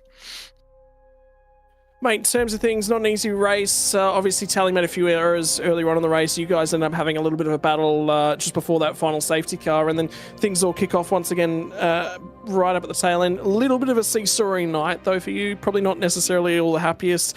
There's been a few mistakes for you of late as well. I get the feeling you're probably just not as comfortable in the sim as you have been of late. This week, I didn't really have a lot of time in the seat this week. I didn't particularly like. There was a change on the brakes, which I didn't particularly like, and I was just sort of locking fronts and locking rears, and normally I'm pretty quick here, but I just didn't have the pace, the consistent pace of the front guys, front 4 or 5 through the race. And it was just by chance, look, obviously with the safety car and the fighting towards the end of the race, which ended me up in 3rd place tonight. Mate, in terms of things, I did hear through the grapevine that you're obviously going to be missing a few races this season. Last week's result just didn't necessarily go the way that you wanted. Just missed time, just missed communication on your half. You missed the trick, really. And then tough fighting through the pack at Detroit Bull. It's going to be a rough old season from your point of view. Yeah, well, it was just unfortunate. I don't know. It was a silly error. I'm not trying to justify it in any way, shape or form. But I had really good pace there. I could have easily won the round last week, but that sort of took me out of the mix, and that sort of obviously took the wind out of my sails for this week. I wasn't really as focused as what I normally would be, and I'm off to Japan for a couple of weeks, so yeah, I won't be here. Mate, well, at least you got a holiday to go off and sit down and relax and enjoy things and take a little bit of a break, mate. The floor is all yours to thank the sponsors and make it possible for you. Just well done to Scotty, and drove a mad race. Bad luck to McNamara. And Whiting, geez, he was driving really well tonight. And, it's always good watching the broadcasts. That's what I'll probably be doing after this. And the guys that run it. And West End Motor Group, Infinity Design, DC Shades, Battery Warehouse, Early Beach, Precision Sim Training, and all the guys at Fishy. Thank you. Mate, thank you very much for your time, and go off and enjoy the rest of the evening and celebrate a bit of a podium. Awesome, thank you. And finally, we are going to get to announce our driver of the day. We are going to be chatting to Mr. Robert Crisdale. Gained himself 22 spots, drove through the field from the rear, gets himself onto the podium, not onto the podium, sorry, just outside the top 10. Just missed out on the top 10 there, Mr. Robbie Crisdale. Good old night at the office, though. Can't complain with that, can I? The chubby buns, man. I'm going to tell my wife that, but I don't think she agrees with I've got chubby buns or not, but I'll let her know. I'm not going to complain about that. So, yeah, when you drew 22 spots in a race, we'll take it. I was going to say, it's been a couple of seasons since we've seen you on the podium here. I mean, you've just not been right up at the pointy end of things. I think the standard in terms of V8 Vets driving since that podium, I think it was Catalunya that we last spoke to you, but it's just jumped up another notch, hasn't it? Well, that's the thing. Everyone's turning 40 plus, and all of a sudden, Scops guys turn up that in the thing. But yeah, the quality of the racing has definitely jumped, and it's great. Much as I don't like the fact that I don't have one lap qualifying pace, it makes it tough. But it's good to be racing in the pack, and you race against some of these guys, so you learn the race pretty quick. So that's good.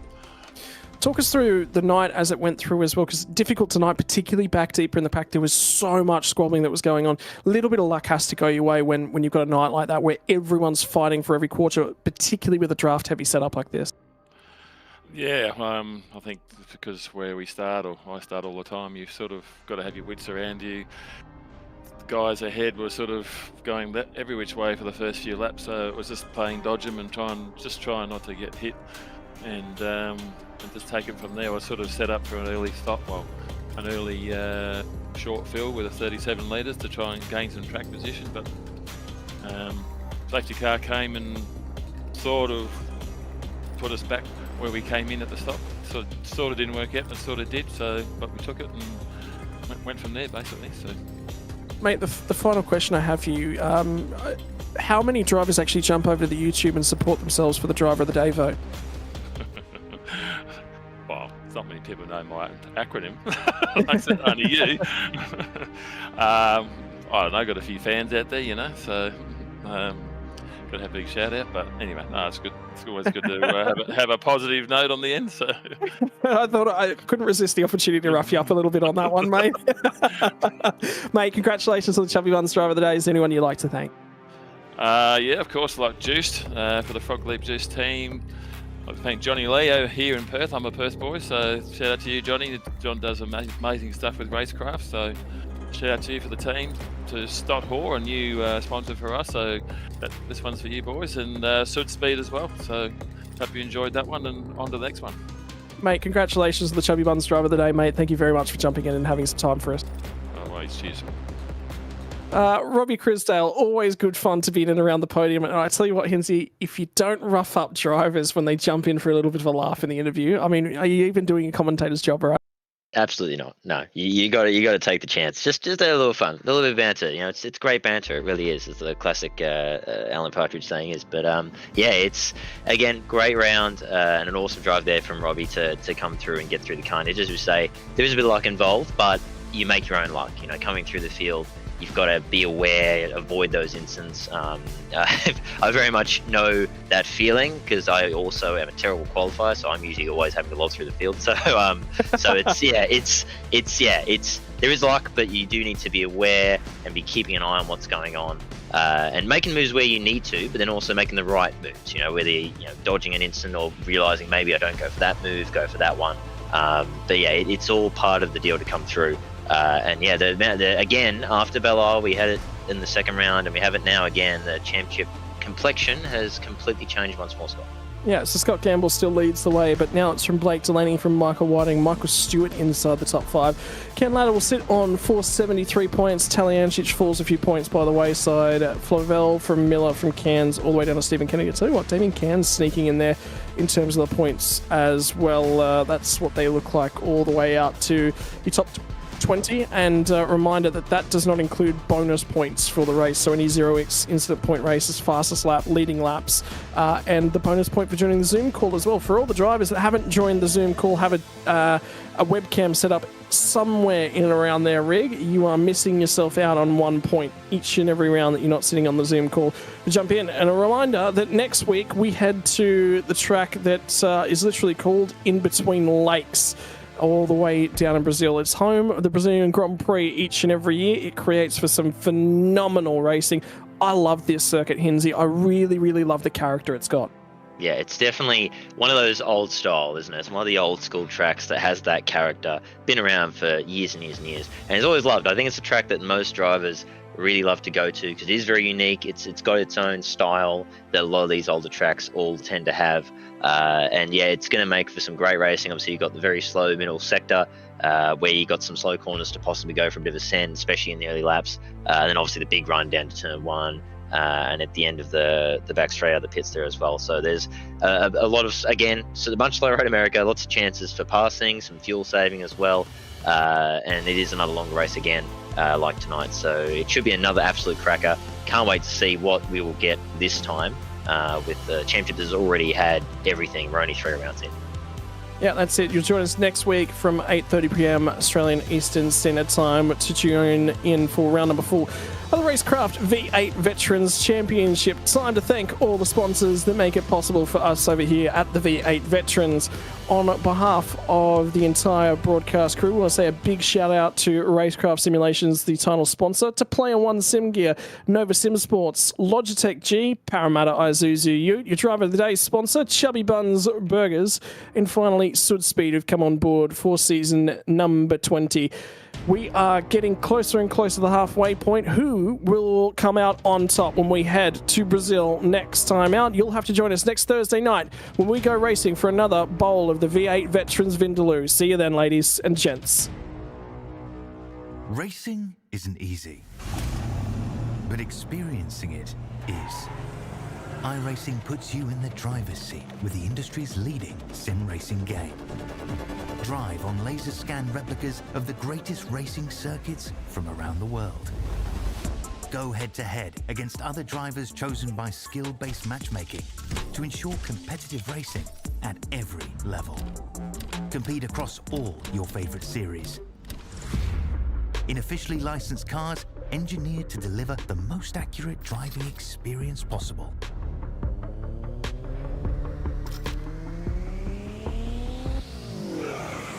Join a race or host your own with players from across the globe. Race against the computer or in a league with friends. Feel the thrill behind the wheel. Visit iRacing.com.